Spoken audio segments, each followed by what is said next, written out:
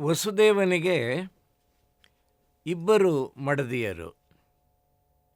ವಸುದೇವನಿಗೆ ಇಬ್ಬರು ಮಡದಿಯರಲ್ಲಿ ರೋಹಿಣಿ ಮೊದಲ ಪತ್ನಿ, ಎರಡನೆಯ ಪತ್ನಿ ದೇವಕಿ. ರೋಹಿಣಿಯ ಗರ್ಭದಲ್ಲಿ ಜನಿಸಿದಂಥವನು ಬಲರಾಮ. ದೇವಕಿಯ ಗರ್ಭದಲ್ಲಿ ಜನಿಸಿದವನು ಶ್ರೀಕೃಷ್ಣ.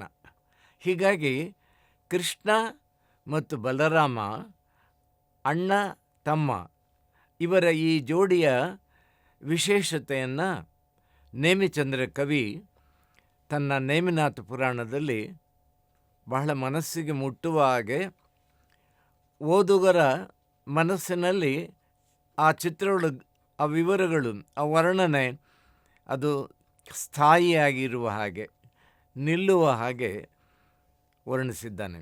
ಅಂತಹ ಚಿತ್ರಕ ಶಕ್ತಿ ಇರುವ ಕವಿ ನೇಮಿಚಂದ್ರ. ಬಲರಾಮ ಮತ್ತು ಕೃಷ್ಣ ಈ ಸಂಬಂಧವನ್ನು ಕುರಿತು ಕೆಲವು ಮಾತುಗಳನ್ನು ಹೇಳುವ ಅಗತ್ಯ ಇದೆ.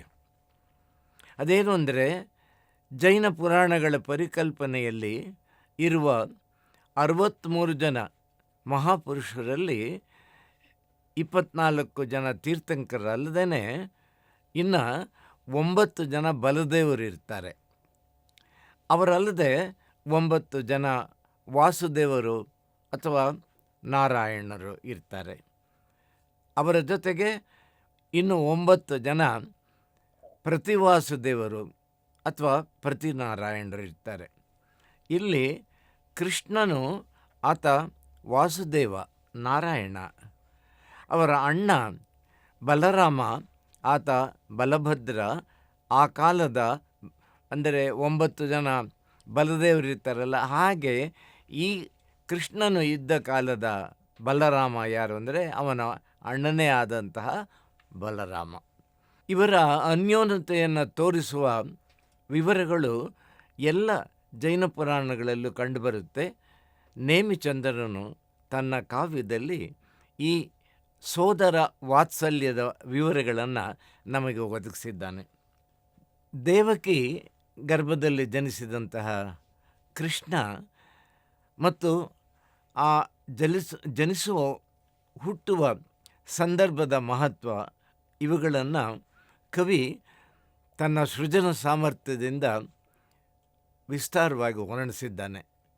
ಬೇರೆ ಪುರಾಣಗಳಿಗೂ ನೇಮಿಚಂದ್ರ ಕೊಡುವ ಪುರಾಣದ ವರ್ಣನೆಗೂ ಹೋಲಿಸಿದಂತಹ ಸಂದರ್ಭದಲ್ಲಿ ನೇಮಿಚಂದ್ರನ ವರ್ಣನೆಯಲ್ಲಿ ಕಂಡುಬರತಕ್ಕಂತಹ ಕೃಷ್ಣನ ಜನನ, ಕೃಷ್ಣನ ಬಾಲಲೀಲೆಗಳು, ಕೃಷ್ಣನು ತೋರುವ ಸಾಹಸ ಗುಣ ಮತ್ತು ಕಂಸನನ್ನು ಕೊಲ್ಲುವ ವಿವರ, ಕಂಸನು ಕಳಿಸಿದಂತಹ ದುಷ್ಟಶಕ್ತಿಗಳನ್ನು ನಿಗ್ರಹಿಸ್ತಕ್ಕಂಥ ವರ್ಣನೆ, ಇವು ಇದುವರೆಗೆ ಯಾವ ಪುರಾಣಗಳಲ್ಲಿಯೂ ಕಾಣದೇ ಇರುವ ನೇಮಿಚಂದ್ರನ ಪುರಾಣದಲ್ಲಿ ಮಾತ್ರ ಕಾಣುವ ವರ್ಣನೆ. ಅದು ನೇಮಿಚಂದ್ರನಿಗೆ ಕನ್ನಡ ಸಾಹಿತ್ಯದಲ್ಲಿ ಒಂದು ವಿಶೇಷವಾದ ಸ್ಥಾನವನ್ನು ಕಲ್ಪಿಸಿಕೊಟ್ಟಿದೆ. ಆ ವರ್ಣನೆಯ ಕೆಲವು ಭಾಗಗಳನ್ನು ನಾನು ಇಲ್ಲಿ ಪ್ರಸ್ತಾಪಿಸುತ್ತೇನೆ. ಅದಕ್ಕಿಂತ ಮುಖ್ಯವಾಗಿ ಹೇಳಬೇಕಾದಂತಹ ಆ ಘಟ್ಟಕ್ಕೆ ನಾವು ತಲುಪುವ ಪೂರ್ವದಲ್ಲಿದ್ದಂತಹ ಕೆಲವು ಸಂಗತಿಗಳು, ಅಲ್ಲಿ ನಡೆಯುವ ಘಟನೆಗಳನ್ನು ಪೀಠಿಕೆಯಾಗಿ ಪ್ರಸ್ತಾಪಿಸ್ತೇನೆ. ಕಂಸ ಆತ ಯಾವಾಗ ಆಕಾಶವಾಣಿಯಲ್ಲಿ ಗೊತ್ತಾಗುತ್ತೋ, ನಾರದ ಬಂದು ಹೇಳಿದಂತಹ ಸಂದರ್ಭದಲ್ಲೂ ಗೊತ್ತಾಗುತ್ತೋ, ಅದರಿಂದ ತಿಳಿದು ಬಂದಂತಹ ವಿವರಗಳು ಅವನ ಮನಸ್ಸನ್ನು ಅಲ್ಲೋಲ ಕಲ್ಲೋಲ ಮಾಡುತ್ತೆ. ಘಾಸಿಗೊಳ್ಳುತ್ತಾನೆ, ಆತಂಕಗೊಳ್ಳುತ್ತಾನೆ ಮತ್ತು ತನ್ನ ಭವಿಷ್ಯದ ಬಗ್ಗೆ ಚಿಂತಾಕ್ರಾಂತನಾಗುತ್ತೆ. ಅಶರೀರವಾಣಿ ಏನು ಅಂದರೆ, ದೇವಕಿಯ ಗರ್ಭದಲ್ಲಿ ಜನಿಸುವ ದೊಡ್ಡ ಶಕ್ತಿಯ ಪುತ್ರನಿಂದ ಕಂಸನಿಗೆ ನಿನಗೆ ಮರಣವಾಗುತ್ತೆ ಅಂತ ಹೇಳಿ ಆ ಆಕಾಶವಾಣಿ ಹೇಳಿತು. ಅದರಿಂದ ಆ ಭವಿಷ್ಯವಾಣಿಯನ್ನು ಕೇಳಿದ ಮೇಲೆ ಕಂಸ ಯಾವ ಗೌರವವನ್ನು ತನ್ನ ಗುರುಸ್ಥಾನದಲ್ಲಿದ್ದಂತಹ ವಸುದೇವನಿಗೆ ಕೊಟ್ಟಿದ್ನೋ ಅದು ಸ್ವಲ್ಪ ಗಳಿತವಾಗುತ್ತೆ, ಕಡಿಮೆ ಆಗುತ್ತೆ. ಏಕೆಂದರೆ ಆತನಿಗೆ ಜನಿಸುವ ಪುತ್ರನೇ ತನಗೆ ಪರಮ ಶತ್ರುವಾಗಿ ಪರಿಣಮಿಸ್ತಾನೆ ಅನ್ನೋದು ಗೊತ್ತಾದ ಮೇಲೆ ಗುರುಗೌರವ ಅದು ಕಿಂಚಿತ್ ಊನ ಉಂಟಾಗಿ ಕಡಿಮೆಯಾಗುತ್ತೆ. ಆಮೇಲೆ ಈ ಸಂದರ್ಭದಲ್ಲಿ ಕಂಸನ ಮಡದಿಯಾಗಿದ್ದಂಥವಳು ಜೀವಂಜಸೆ ಎನ್ನತಕ್ಕಂಥವಳು. ಆ ಜೀವಂಜಸೆಯು ಕಂಸನಗೆ ಮಾವನಾಗಿದ್ದಂತಹ ಜರಾಸಂಧ. ಆ ಜರಾಸಂಧನ ಮಗಳಾದಂತಹ ಜೀವಂಜಸೆ ಅವಳು ಒಂದು ಸಲ ಆ ರಾಜಧಾನಿಗೆ ಜೈನ ಮುನಿಗಳು, ಅತಿಮುಕ್ತಕ ಮುನಿ ಎನ್ನತಕ್ಕಂತಹ ಮುನಿ ಆಹಾರ ದಾನಕ್ಕಾಗಿ ಭಿಕ್ಷೆಗೆ ಬಂದಂತಹ ಸಂದರ್ಭದಲ್ಲಿ ಅನುಚಿತವಾಗಿ ನಡ್ಕೊಳ್ತಾಳೆ ಜೀವಂಜಸೆ. ಆಕೆ ಯಾವುದೋ ಒಂದು ರಕ್ತಸಿಕ್ತವಾದ ವಸ್ತ್ರವನ್ನು ತೋರಿಸ್ತಿ ಆ ಮುನಿಗೆ ಒಂದು ರೀತಿಯ ಅಪಮಾನವನ್ನು, ಅಗೌರವವನ್ನು, ಅಶ್ರದ್ಧೆಯನ್ನು, ಯಾರು ಶಿಷ್ಯರಿರ್ತಾರೋ, ಗೃಹಸ್ಥರಿರ್ತಾರೋ ಅವರು ನಡ್ಕೊಳ್ಬೇಕಾದಂಥ ರೀತಿಯಲ್ಲಿ ನಡ್ಕೊಳ್ಳದೆ ಜೀವಂಜಸೆ ನಡ್ಕೊಂಡಂತಹ ಸಂದರ್ಭದಲ್ಲಿ ಅತಿ ಮುಕ್ತಕ ಮುನಿ ನಿಯಮವನ್ನು ಉಲ್ಲಂಘಿಸಿ ಆಕೆಗೆ ಭವಿಷ್ಯವನ್ನು ಹೇಳ್ತಾರೆ. ನೀನು ಯಾವ ಈ ರಕ್ತ ವಸ್ತ್ರವನ್ನು ತೋರಿಸಿ ಮುನಿಗಳಿಗೆ ಅಪಚಾರವನ್ನು ನೀನು ಮಾಡಿದ್ದೀಯೋ, ಎಸಗಿದ್ದೀಯೋ, ಅಂತಹ ಸಿಕ್ತ ಸ್ಥಿತಿಯಲ್ಲಿ ನಿನ್ನ ಗಂಡ ಸಾಯುವುದನ್ನು ನೀನು ಕಾಣಬೇಕಾಗಿ ಬರುತ್ತೆ. ನಿನಗೆ ವೈಧವ್ಯ ಪ್ರಾಪ್ತವಾಗುತ್ತೆ.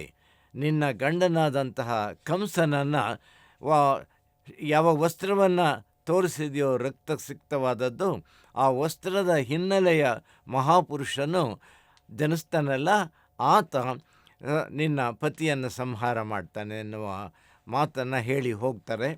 ಆಗ ತಾನು ಮಾಡಿದಂಥದ್ದು ತಪ್ಪಾಯಿತು ಅಂತ ಆಕೆ ಪಶ್ಚಾತ್ತಾಪ ಪಡ್ತಾನೆ. ಹೀಗಿರುವ ಸಂದರ್ಭದಲ್ಲಿ ಈ ವಿಷಯ ಕಂಸನಿಗೆ ಗೊತ್ತಾಗುತ್ತೆ. ಕಂಸನಿಗೆ ಗೊತ್ತಾದ ಮೇಲೆ ನೀನು ಮಾಡಿದ್ದು ತಪ್ಪು, ಹಾಗೆ ಮಾಡಬಾರ್ದಾಗಿತ್ತು, ಈಗ ನಾನು ಸಾವಿನಿಂದ ಪಾರಾಗುವ ಈ ರೀತಿಯ ಒಬ್ಬ ನನ್ನ ತಂಗಿಯ ಹೊಟ್ಟೆಯಲ್ಲಿ ಜನಿಸುವ ವ್ಯಕ್ತಿಯಿಂದ ನನಗೆ ಸಾವು ತಾನೇ ಬರೋದು. ನನ್ನ ತಂಗಿಯ ಹೊಟ್ಟೆಯಲ್ಲಿ ಜನಿಸ್ತಕ್ಕಂತಹ ಮಕ್ಕಳು ಅವರನ್ನು ಬೆಳೆಯದ ಹಾಗೆ ಸಂಹರಿಸಿದರೆ ಅಲ್ಲಿಗೆ ನನಗೆ ಈ ಅಶರೀರವಾಣಿಯನ್ನು ನಾವು ತಪ್ಪಾಗಿ ಮಾಡಬಹುದು ಅಂತ ಆತ ತೀರ್ಮಾನ ಮಾಡಿಕೊಂಡು ತನ್ನ ತಂಗಿಯನ್ನು ಕರೆಸ್ಕೊಳ್ತಾನೆ ಮನೆಗೆ.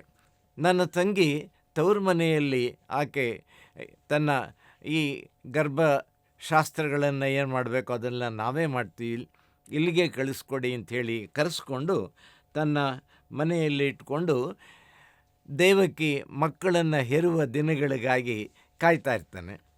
ದೇವಕಿ 9 ತಿಂಗಳು ತುಂಬಿದಂತಹ ತರುವಾಯ ಮೊದಲು ಅವಳಿ ಮಕ್ಕಳನ್ನು, ಹೆಣ್ಣು ಮಕ್ಕಳನ್ನು ಆಕೆ ಹೆತ್ತಾಗ ಕಂಸನು ಆ ಮಕ್ಕಳನ್ನು ಅಗಸನು ಬಂಡೆಯ ಮೇಲೆ ಬಟ್ಟೆಯನ್ನು ಒಗಿತಾನಲ್ಲ ಹಾಗೆ ಸೆಣಸಿ ಅವರನ್ನು ಕೊಲ್ತಾನೆ. ಆಮೇಲೆ ಮತ್ತೆ ಈ ರೀತಿ 6 ಮಕ್ಕಳನ್ನ ಕ್ರಮವಾಗಿ ದೇವಕಿ ಹಡೆದ ಮೇಲೆ 7ನೆಯ ಗರ್ಭದ ಸಂದರ್ಭದಲ್ಲಿ ಕೃಷ್ಣನ ಜನನ ಪ್ರಸಂಗ ಬರತಕ್ಕಂಥದ್ದು. ವಸುದೇವನು ದೇವಕಿಯು ಚಿಂತಾಕ್ರಾಂತರಾದರು. ಹೀಗೆ ನಮಗೆ ಜನಿಸಿದ ಮಕ್ಕಳನ್ನೆಲ್ಲ ಕಂಸನು ಕೊಲ್ತಾ ಇದ್ದಾನೆ. ಈಗ ಹುಟ್ಟುವ ಈ ಮಗುವನ್ನು ನಾವು ಕಾಪಾಡಿಕೊಳ್ಬೇಕು ಅಂತ, ಏಕೆಂದರೆ ಆ ಮಗುವಿನ ಮಹತ್ವ ಏನು ಅನ್ನೋದನ್ನು ಮುಂಚಿತವಾಗಿ ಅವರಿಗೆ ತಿಳುವಳಿಕೆ ಪ್ರಾಪ್ತವಾಗಿರುತ್ತೆ. ಆದ್ದರಿಂದ ಅವರು ಬಹಳ ಕತ್ತಲೆಯ ಸಂದರ್ಭದಲ್ಲಿ ಕೃಷ್ಣನ ಜನನ ಆಗುತ್ತೆ. ಅರ್ಧರಾತ್ರಿಯಲ್ಲಿ ಆಗ ಗುಡುಗು, ಮಿಂಚು, ಮಳೆ, ಆಲಿಕಲ್ಲು ಬೀಳುವುದು, ಹೀಗೆ ಈ ದೊಡ್ಡ ದೊಡ್ಡ ಶಬ್ದಗಳ ನಡುವೆ ಕಂಸನಿಗೆ ಕೇಳಿಸದ ಹಾಗೆ, ಕಂಸನಿಗೆ ಗೊತ್ತಾಗದ ಹಾಗೆ ಒಂದು ನಿಸರ್ಗವೇ ಆತನಿಗೆ ದೈವದತ್ತವಾದಂತಹ ಒಂದು ಅನುಕೂಲ ಪರಿಸರವನ್ನು ಕೃಷ್ಣನ ಜನನ ಸಂದರ್ಭದಲ್ಲಿ ಸೃಷ್ಟಿಯಾಗುತ್ತೆ. ಆ ಪ್ರಕಾರ ಮಗುವನ್ನು ಒಂದು ತೊಟ್ಟಿಲಲ್ಲಿ ಇಟ್ಟುಕೊಂಡು ಮನೆಯಿಂದ ಹೊರಟಂತಹ ಸಂದರ್ಭವನ್ನು ಎಲ್ಲ ಸುತ್ತ ಕಾವಲಿಟ್ಟಿದ್ದಾರೆ. ಸರ್ಪಗಾವಲನ್ನು ಇಟ್ಕೊಂಡಿದ್ದಾರೆ. ಯಾವುದೇ ರೀತಿಯಲ್ಲೂ ಜನಿಸಿದ ಮಗು ತಪ್ಪಿಸ್ಕೊಂಡು ಹೋಗ್ಕೊಡೋದು ಅನ್ನುವ ರೀತಿಯಲ್ಲಿ ಆತ ವ್ಯವಸ್ಥೆ ಮಾಡಿರ್ತಾನೆ. ಆದರೆ ಈ ವಸುದೇವ ಮತ್ತು ದೊಡ್ಡ ಮಗನಾದಂತಹ ಬಲರಾಮ ಮತ್ತು ವಸುದೇವ ಮಗುವನ್ನು ಎತ್ಕೊಳ್ತಾನೆ. ಬಲರಾಮ ರಕ್ಷೆಗೆ ನಿಲ್ತಾನೆ. ಮನೆಯಿಂದ ಹೊರಟ ತಕ್ಷಣ ಆ ಮುದ್ದಾದ ಮಗುವಿನ ಕಾಲು ಉಂಗುಷ್ಟ ತಾಕಿದ ತಕ್ಷಣ ಮುಚ್ಚಿದ ಬಾಗಿಲುಗಳು, ರಕ್ಷಕರು ಕಾಪಾಡ್ತಾ ಇದ್ದಂಥ ಬಾಗಿಲುಗಳು ತೆರೆದುಕೊಳ್ಳುತ್ತವೆ. ಆ ದ್ವಾರ ಮುಕ್ತವಾದಂತಹ ಸಂದರ್ಭದಲ್ಲಿ ಒಂದು ಬಿಳಿಯ ಎತ್ತು ಬರುತ್ತೆ. ಆ ಎತ್ತಿನ 2 ಕೊಂಬಿನಲ್ಲೂ ಬೆಳಕಿನ ದೀಪಗಳ ಕುಡಿಗಳಿರುತ್ತೆ. ಅದರ ಬೆಳಕಿನಲ್ಲಿ ಯಮುನಾ ನದಿ ಹತ್ತಿರ ಹೋದ ತಕ್ಷಣವೇ ಆ ನದಿ 2 ಭಾಗವಾಗಿ ಇವರು ಮುಂದಕ್ಕೆ ಹೋಗೋದಕ್ಕೆ ಅನುಕೂಲ ಮಾಡಿಕೊಡ್ತದೆ. ಹೇಗೆ ಹೊರಟರು ಏನು ಅನ್ನೋದನ್ನು ವಿಸ್ತಾರ ವರ್ಣನೆಯಲ್ಲಿ ಕವಿಗಳು ನಿಸ್ಸೀಮರು. ಅದರಲ್ಲಿ ಇನ್ನೂ ನೇಮಿಚಂದ್ರ ತನ್ನ ಸೃಜನ ಸಾಮರ್ಥ್ಯವನ್ನು, ಸೃಷ್ಟಿ ಶಕ್ತಿಯನ್ನು ಅದರಲ್ಲೆಲ್ಲ ಪ್ರಕಟಿಸಿದ್ದಾನೆ. ನಾವು ಕಥೆಯನ್ನು ಸ್ವಲ್ಪ ವೇಗದಿಂದ ಮುಂದುವರಿಸೋದಾದರೆ, ಆ ಯಮುನಾ ನದಿಯಿಂದ ದಾಟಿ ಅವರು ಗೋಕುಲದಕ್ಕೆ, ನಂದ ಗೋಕುಲ ಅಂತ ಬಹಳ ಪ್ರಸಿದ್ಧವಾದ ಆ ಕಾಲದ ಗೋವುಗಳನ್ನು ಇದ್ದ ಹಟ್ಟಿಗೆ ಅಲ್ಲಿಗೆ ಹೋಗ್ತಾರೆ. ಇವರು ಹೋದಂತಹ ಸಂದರ್ಭದಲ್ಲಿ ಅಲ್ಲೊಂದು ದೇವಾಲಯ ಇರುತ್ತೆ. ಗೋವಿನ ಯಜಮಾನನಾದಂತಹ ನಂದನು ಕಟ್ಟಿಸಿದಂಥ ಒಂದು ದೇಗುಲ ಇರುತ್ತೆ. ಆ ಎಲ್ಲ ಗೋವಳಿಗರು ಅಲ್ಲಿ ಪೂಜೆ ಮಾಡತಕ್ಕಂಥ ಜಾಗ. ಅಲ್ಲಿ ಹೋಗಿ ದೇವತೆಯ ಹತ್ತಿರ ಇವರು ಇದ್ದಂತಹ ಸಂದರ್ಭದಲ್ಲಿ ಇದ್ದಕ್ಕಿದ್ದ ಹಾಗೆ ಆರ್ಭಟದಿಂದ ಒಂದು ಹೆಣ್ಣು ಮಗುವನ್ನು ಎತ್ತುಕೊಂಡು ನಂದ ಬರ್ತಾನೆ.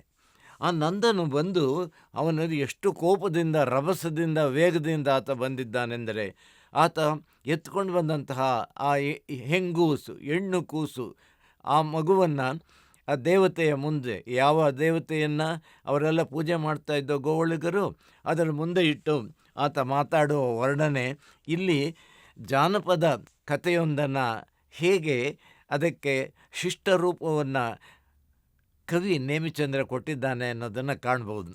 ಗೋಕುಲದಲ್ಲಿದ್ದಂತಹ ನಂದ ಯಶೋದೆಯರು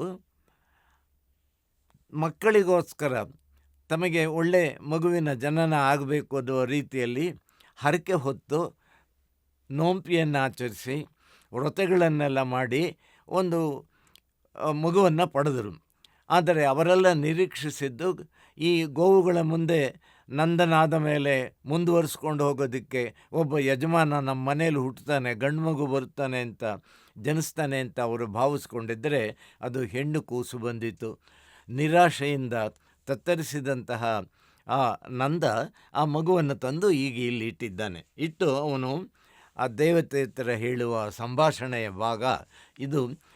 ನೇಮಿಚಂದ್ರನ ಅರ್ಧನೇಮಿ ಪುರಾಣದ ಬಹಳ ರಸವತ್ತಾದಂತಹ ಭಾಗ. ಆ ಕವಿಯ ಹಿರಿಮೆ ಪ್ರಕಟವಾಗತಕ್ಕಂಥದ್ದು ಮತ್ತು ತನ್ನ ಕಾಲದ ಒಂದು ಜನಪದ ಕಥೆಯ ಭಾಗವನ್ನು ಹೀಗೆ ಕಾವ್ಯದಲ್ಲೇ ಅಳವಡಿಸ್ಕೊಂಡಿದ್ದಾನೆ ಅನ್ನೋದಕ್ಕೆ ಒಂದು ದೃಷ್ಟಾಂತ. ಎಲ್ಲ ತಂದೆ ತಾಯಿಗಳಿಗೂ ಗಂಡು ಮಗು ಆಗಬೇಕು ಅನ್ನೋದು ಒಂದು ಅಪೇಕ್ಷೆ. ಕನ್ನಡ ಕಾವ್ಯಗಳಲ್ಲಿ ಇದನ್ನು ವಿಶೇಷವಾಗಿ ವರ್ಣಿಸಿದ್ದಾರೆ. ತಂದೆ ತಾಯಿಗಳು ಗಂಡು ಮಗು ಆಗದೇ ಇದ್ದರೆ ನಮಗೆ ಸದ್ಗತಿ ದೊರಕೋದಿಲ್ಲ ಅಂತ. ಅಪುತ್ರಸ್ಯ ಗತಿರ್ನಾಸ್ತಿ, ಮಗ ಇಲ್ಲದೇ ಇದ್ದರೆ ಸದ್ಗತಿಗಳು ಪ್ರಾಪ್ತವಾಗೋದಿಲ್ಲ ಅನ್ನೋ ಒಂದು ನಂಬಿಕೆ, ತಿಳುವಳಿಕೆಯಿಂದ ಪುತ್ರ ಸಂತಾನಕ್ಕೆ ಅವರು ಹಂಬಲಿಸ್ತಾರೆ. ಹಾಗೆ ಇವನು ಕೂಡ, ನಂದನು ಅದಕ್ಕೆ ಅಪವಾದವಲ್ಲ, ಅವನು ಗಂಡು ಮಗುವಾಗಿ ಹಂಬಲಿಸಿದ್ದು. ಅವನು ಬಂದು ಆ ಶಿಶುವನ್ನು ಇಟ್ಟು ದೇವತೆಯ ಮುಂದೆ ಹೇಳ್ತಾನೆ. ಅದು ಆಗ್ತಾನೆ ಹುಟ್ಟಿದಂತಹ ಕೂಸು. ಅದನ್ನು ತಂದು ಆಗಳೇ ಪುಟ್ಟಿದೊಂದು ಪೆಣ್ಗೂಸಂ ಪಿಡಿದು ಬಂದು ದೇವತೆಗೆ ಇಂತು ಎಂದಂ, ಕಿತದೇವತೆಗೆ ಏಕೆ ಪೇಳ್ ಪರಸಿ ಗಂಡಂ ಬೇಡಿಕೊಂಡ ಎನ್ನ ಪೆಂಡತಿಗೆ ಇತ್ತೈ ಪುಳಿತ ಒಂದು ಪೆಣ್ಣನ್ ಇದನ್ ಒಲ್ಲಳ್ ಎನ್ನ ಮಡದಿ ನೀನೆ ಕೊಳ್ಳ್ ಆದ ದಾವತಿಯಕ್ಕುಂ ತುರುಗಾರರೇಂ ಪಡಿಸಿಕೊಂಡು ಉಂಡಪ್ಪರೆ ಒಳ್ಳಿತೊಳ್ಳಿತು ಪೆಣ್ಗೂಸಿದು ಕಾಯಲೋ ಕರೆಯಲೋ ಬೆನ್ನಟ್ಟಲೋ ಕಟ್ಟಲೋ ನಚ್ಚಿನೆಮ್ಮೆ ಕೋಣನನ್ ಇದಂತಾದುದು ನೀನುಂ ಪೆಣ್ಣಪ್ಪುದರೆಂ ಪೆಣ್ಣ ನೀವೇ ಅಲ್ಲದೆ ಗಂಡಂ ಕಳ್ದು ತರ್ಪ ನಿನ್ನ ಪೆಣ್ಣಂ ನೀನೆ ಕೊಳ್ಳ್ ಎನ್ನ ಪೆಂಡತಿ ನೂಂತುಂ ಪಸಿದುಂ ಪಾಳಂಬಟ್ಟುಂ ಕೊಟ್ಟ ಪರಕೆಯ ಮಗುಳೆ ಕೊಡು, ಕುಡದಂದು ನಿನ್ನನೀ ಮನೆಯೊಳಗೆ ದಿಟದ ದೇವತೆಯಂತೆ ಮಲಗಿ ಮಲ್ಲಂತಿಗಿರಿದು ಕುಳ್ಳಿರಲ್ ಈಯಂ ವಿಷ್ಣುಗುಪ್ತಂ ಲಿಂಗದ ನೆತ್ತಿಯೋಳ್ ಇಕ್ಕಿದಂತೆ ವಿಷ್ಣುಗುಪ್ತಂ ಲಿಂಗದ ನೆತ್ತಿಯೋಳ್ ಇಕ್ಕಿದಂತೆ ಪಿರಿಯ ಕರಿಯ ಕಲ್ಲನ್ ಎತ್ತಿ ನಿನ್ನ ನೆತ್ತಿಯೊಳಿಕ್ಕಿ ತುರುಕಾರ್ತಿಯರನ್ ಆಳಿಗೊಂಡು ನುಣ್ಣನ ನುಂಗಿದುದೆ ಎಲ್ಲಮಂ ಮೂಗಿಂ ಬಾಯಿಂ ಕಾರಿಸುವೆನು ಎಂದು ಮೀಸೆಯಂ ಕಡಿದು ಕೂಸನ್ ಈಡಾಡಿ ನಂದಂ ಮಗುಳ್ದು ಪೋಪುದುಂ. ಇದು ಈ ವರ್ಣನೆ ಅಚ್ಚಗನ್ನಡದ ತಿಳಿಗನ್ನಡದ ವರ್ಣನೆ, ತಿಳಿಗನ್ನಡದ ಶಬ್ದ ನಾವು ನಿತ್ಯ ವ್ಯವಹಾರದಲ್ಲಿ ಬಳಸ್ತಕ್ಕಂತಹ ಆಡು ನುಡಿಯ ಆ ಭಾಷೆಯ ಸೊಗಡನ್ನು ಈ ಮಾತಿನಲ್ಲಿ ನಾವು ಕಾಣ್ತೇವೆ. ಜೊತೆಗೆ ಜನಪದರ ನಂಬಿಕೆ, ಜೊತೆಗೆ ಆ ಗೋವಳಿಗರು, ಗೋಕುಲದಲ್ಲಿದ್ದಂತಹ ಗೋವಳಿಗರು ಆಚರಿಸ್ತಾ ಇದ್ದಂಥ ಪದ್ಧತಿ, ದೇವರನ್ನ ಪೂಜೆ ಮಾಡಿಸ್ತಾ ಇದ್ದಂಥ ರೀತಿ, ದೇವರ ಮುಂದೆ ಹಣ್ಣು ಹಂಪಲುಗಳನ್ನು ಕೊಡ್ತಕ್ಕಂಥದ್ದು, ಆಹಾರ ಪದಾರ್ಥಗಳನ್ನು ನೈವೇದ್ಯವಾಗಿ ಸಮರ್ಪಿಸ್ತಕ್ಕಂತಹ ರೀತಿ, ಇದೆಲ್ಲವನ್ನು ಕೆಲವೇ ಶಬ್ದಗಳಲ್ಲಿ, ಒಂದು 8-10 ವಾಕ್ಯಗಳಲ್ಲಿ ಈ ಕವಿ ವರ್ಣಿಸಿದ್ದಾನೆ. ಜೊತೆಗೆ ಇಲ್ಲಿ ಎದ್ದು ಕಾಣುವ ಇನ್ನೊಂದು ಕವಿಯ ಶಕ್ತಿಯನ್ನು ನಾವು, ಅವನ ಲೇಖನಿಯ ಸಾಮರ್ಥ್ಯವನ್ನು ಕಾಣ್ತೇವೆ. ಅದೇನು ಅಂದರೆ ನಾಟಕೀಯತೆ. ದೇವತೆಯ ಜೊತೆಯಲ್ಲಿ ನಂದ ಮಾತಾಡ್ತಿದ್ದರೆ ಹೇಗೇನೆಂದರೆ, ತನ್ನ ಸ್ನೇಹಿತನ ಜೊತೆಯಲ್ಲೋ ಅಥವಾ ತನ್ನ ಹಟ್ಟಿಯಲ್ಲಿರುವವರ ಜೊತೆಯಲ್ಲೋ ಮಾತಾಡುವ ರೀತಿಯಲ್ಲಿ ಮಾತಿನ ಅಂದವನ್ನು ತರ್ತಾನೆ. ಆಮೇಲೆ ಕೋಪತಾಪಗಳನ್ನು ದೇವರ ಜೊತೆಯಲ್ಲಿ ಹೇಗೆ ಹಂಚಿಕೊಳ್ತಾ ಇದ್ದರು, ದೇವರ ಜೊತೆಯಲ್ಲಿ ಕೂತ್ಕೊಂಡು ಕೂಡ ತಾವೇ ಮಾತಾಡಿಕೊಳ್ಳುವ ರೀತಿಯಲ್ಲಿ ತಮ್ಮ ಕೋಪತಾಪಗಳನ್ನು, ದುಃಖ ದುಮ್ಮಾನಗಳನ್ನು ತೋಡಿಕೊಳ್ಳುವ ಒಂದು ರೀತಿ, ಇವೆಲ್ಲವೂ ಅದರಲ್ಲಿ ಬಂದಿದೆ. ಮತ್ತು ಕೋಪ ಬಂದಂತಹ ಸಂದರ್ಭದಲ್ಲಿ ತಾನು ಬಯಸಿದ್ದನ್ನು ಕೊಡಲಿಲ್ಲ ಎನ್ನುವ ಒಂದು ಭಾವನೆಯಿಂದ ದೇವತೆಯನ್ನು ಧಿಕ್ಕರಿಸಿ, ತುಚ್ಛೀಕರಿಸಿ ಮಾತನಾಡೋದಕ್ಕೂ ಹಿಂಜರಿದೆ ಅವನು ಮಾತಾಡುವ ರೀತಿ. ಮನುಷ್ಯರು ಅವರ ಮನಸ್ಸಿನ ಭಾವನೆಗಳು ಹಾಗೆ ತಾನೇ ಇರೋದು. ಕೋಪ ಬಂದಾಗ ದೇವರನ್ನೂ ಬಿಡೋದಿಲ್ಲ, ಅವನು ಬೈತಾನೆ, ನೀನು ಯಾವ ಸೀಮೆ ದೇವರು ಅಂತ ಹೇಳ್ತಾನೆ. ಆಮೇಲೆ ಅದಕ್ಕೆ ಪಶ್ಚಾತ್ತಾಪ ಪಡಬಹುದು. ಆದರೆ ತನ್ನ ಭಾವನೆಗಳ ತೀವ್ರತೆಯಲ್ಲಿ, ಉತ್ಕಟತೆಯ ಕ್ಷಣದಲ್ಲಿ ಆಡುವ ಮಾತುಗಳ ರೀತಿಯ ವಿನ್ಯಾಸವನ್ನು ನೇಮಿಚಂದ್ರ ಕವಿ ನಂದನು ಮಾತನಾಡುವ ರೀತಿಯಲ್ಲಿ ನಮಗೆ ತಂದಿದ್ದಾನೆ. ಹಾಗೆ ದುಃಖದಿಂದ ನೋವುಗಳನ್ನು ತೋಡ್ಕೊಳ್ಳುವ ಆ ನಂದಗೋಪ ಆತೆಲ್ಲ ಹೇಳಿದ ಮೇಲೆ ಹಿಂದುಗಡೆ ದೇವತೆಯ ಹಿಂದೆ ನಂದ ಬರುವುದು ಗೊತ್ತಾದ ತಕ್ಷಣ ತಮ್ಮ ಕೃಷ್ಣ ಬಾಲಕನನ್ನು, ಎಳೆ ಮಗುವನ್ನು ಎತ್ಕೊಂಡು ಹಿಂದ್ಗಡೆ ದೇವತೆ ಹತ್ರ ಬಚ್ಚಿಟ್ಕೊಂಡು ನಿಂತ್ಕೊಂಡು ಈ ಮಾತೆಲ್ಲ ಆಲಿಸ್ತಾರೆ. ಅದು ಈ ಸಂದರ್ಭವನ್ನು ನಮ್ಮ ಅನುಕೂಲಕ್ಕೆ ಬಳಸ್ಕೊಳ್ಬೋದು ಅಂತ ತಕ್ಷಣ ವಿವೇಕದಿಂದ ಜಾಗೃತರಾದಂತಹ ವಸುದೇವ ಮತ್ತು ಬಲರಾಮ ಆಲೋಚನೆ ಮಾಡ್ತಾರೆ. ಅವರೇನು ಮಾಡ್ತಾರೆ, ಕೃಷ್ಣನನ್ನು, ಆ ಎಳೆಯ ಕಂದನನ್ನು ದೇವತೆ ಮುಂದೆ ಇಟ್ಟು ನಂದನು ತಂದಂತಹ ಆ ಹೆಣ್ಣು ಕೂಸನ್ನು ತಾವು ಎತ್ಕೊಂಡು ಹಿಂದೆ ದೇವತೆ ಹಿಂದೆ ನಿಂತ್ಕೊಂಡು ಜೋರಾಗಿ ಕೂಗಿ ಹೇಳ್ತಾರೆ ಅವರು.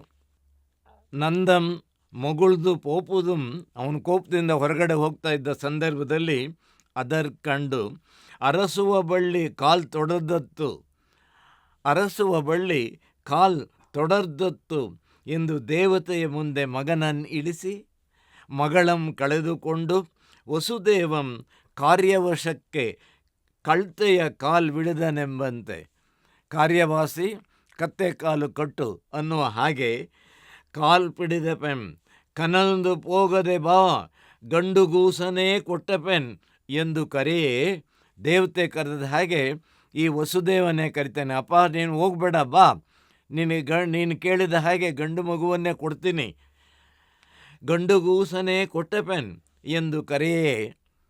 ಅವಾಗ ನಂದ ಅಂದುಕೊಳ್ತಾನೆ, ತನಗೆ ಅಂಜಿ ಹೆದರ್ಕೊಂಡು ದೇವತೆ ಕರೆದಳೇ ಗೆತ್ತು, ಆ ದೇವತೆನೇ ಕೂಗಿದಾಳೆ ಅಂತ ಭಾವಿಸ್ಕೊಂಡು ಮತ್ತೆ ಬಂದು ನಂದನನ್ ಆನಂದದಿಂ ಕಂಡು ಅಳೆಗೆ ಮಾಣಿಕಮಂ ಕೊಳ್ಳುವಂತೆ. ಅಳೆ ಅಂದರೆ ಮಜ್ಜಿಗೆ, ಮಜ್ಜಿಗೆಗೆ ಮಾಣಿಕ್ಯ ಕೊಂಡ್ಕೊಂಡ ಹಾಗೆ ಹಳೆಗೆ ಮಾಣಿಕಮಂ ಕೊಳ್ಳುವಂತೆ ಕಳೆದುಕೊಂಡು ಬಡದ ಕುರುಡನಂತೆ ಬಡದ ಕುರುಡನಂತಿರೆ ಪಡೆದ ಎಳೆಬಕ್ಕಿಯಂತೆ ಪುಣ್ಯದ ಫಲದಿಂ ಬಡದ ಸೂಳೆಯಂತಿರೆ ಬಡದ ಒಕ್ಕಲಿಗನಂತೆ ನಲಿದಂ ನಲಿದ ನಂದಂ ಇಂತು ಎಂದಂ ಇಂತಾದೊಡೆ ನೀನೇ ದೇವತೆ ಎಂದು ಪಡವಟ್ಟು ಹೋಗಿ ಯಶೋದೆಗೆ ಕೊಟ್ಟನು. ಆ ದೇವತೆ ಜೊತೆಯಲ್ಲಿ ಹೇಗೆ ಸಂಭಾಷಣೆ ಮಾಡ್ತಾನೆ ಅಂದರೆ, ನೋಡು, ದೇವತೆ ಅಂದರೆ ಹೀಗಿರಬೇಕು. ಈಗ ನೀನು ಈಗ ಮಗನನ್ನು ಕೊಟ್ಟೆ, ನಾನು ಈಗ ನಿನ್ನನ್ನು ದೇವತೆ ಅಂತ ಒಪ್ಕೊಳ್ತೀನಿ ಅಂಥೇಳಿ ಹೀಗೆ ಕುರುಡನಿಗೆ ಕಣ್ಣು ಪಡೆದ ಹಾಗೆ ಆ ಗಂಡು ಮಗು ನನಗೆ ತೊಡಗುತ್ತಲ್ಲ ಅಂತ ಎತ್ಕೊಂಡು ಹೋಗಿ ತನ್ನ ಮಡದಿಯಾದಂತಹ ಯಶೋದೆಗೆ ಕೊಡ್ತಾನೆ.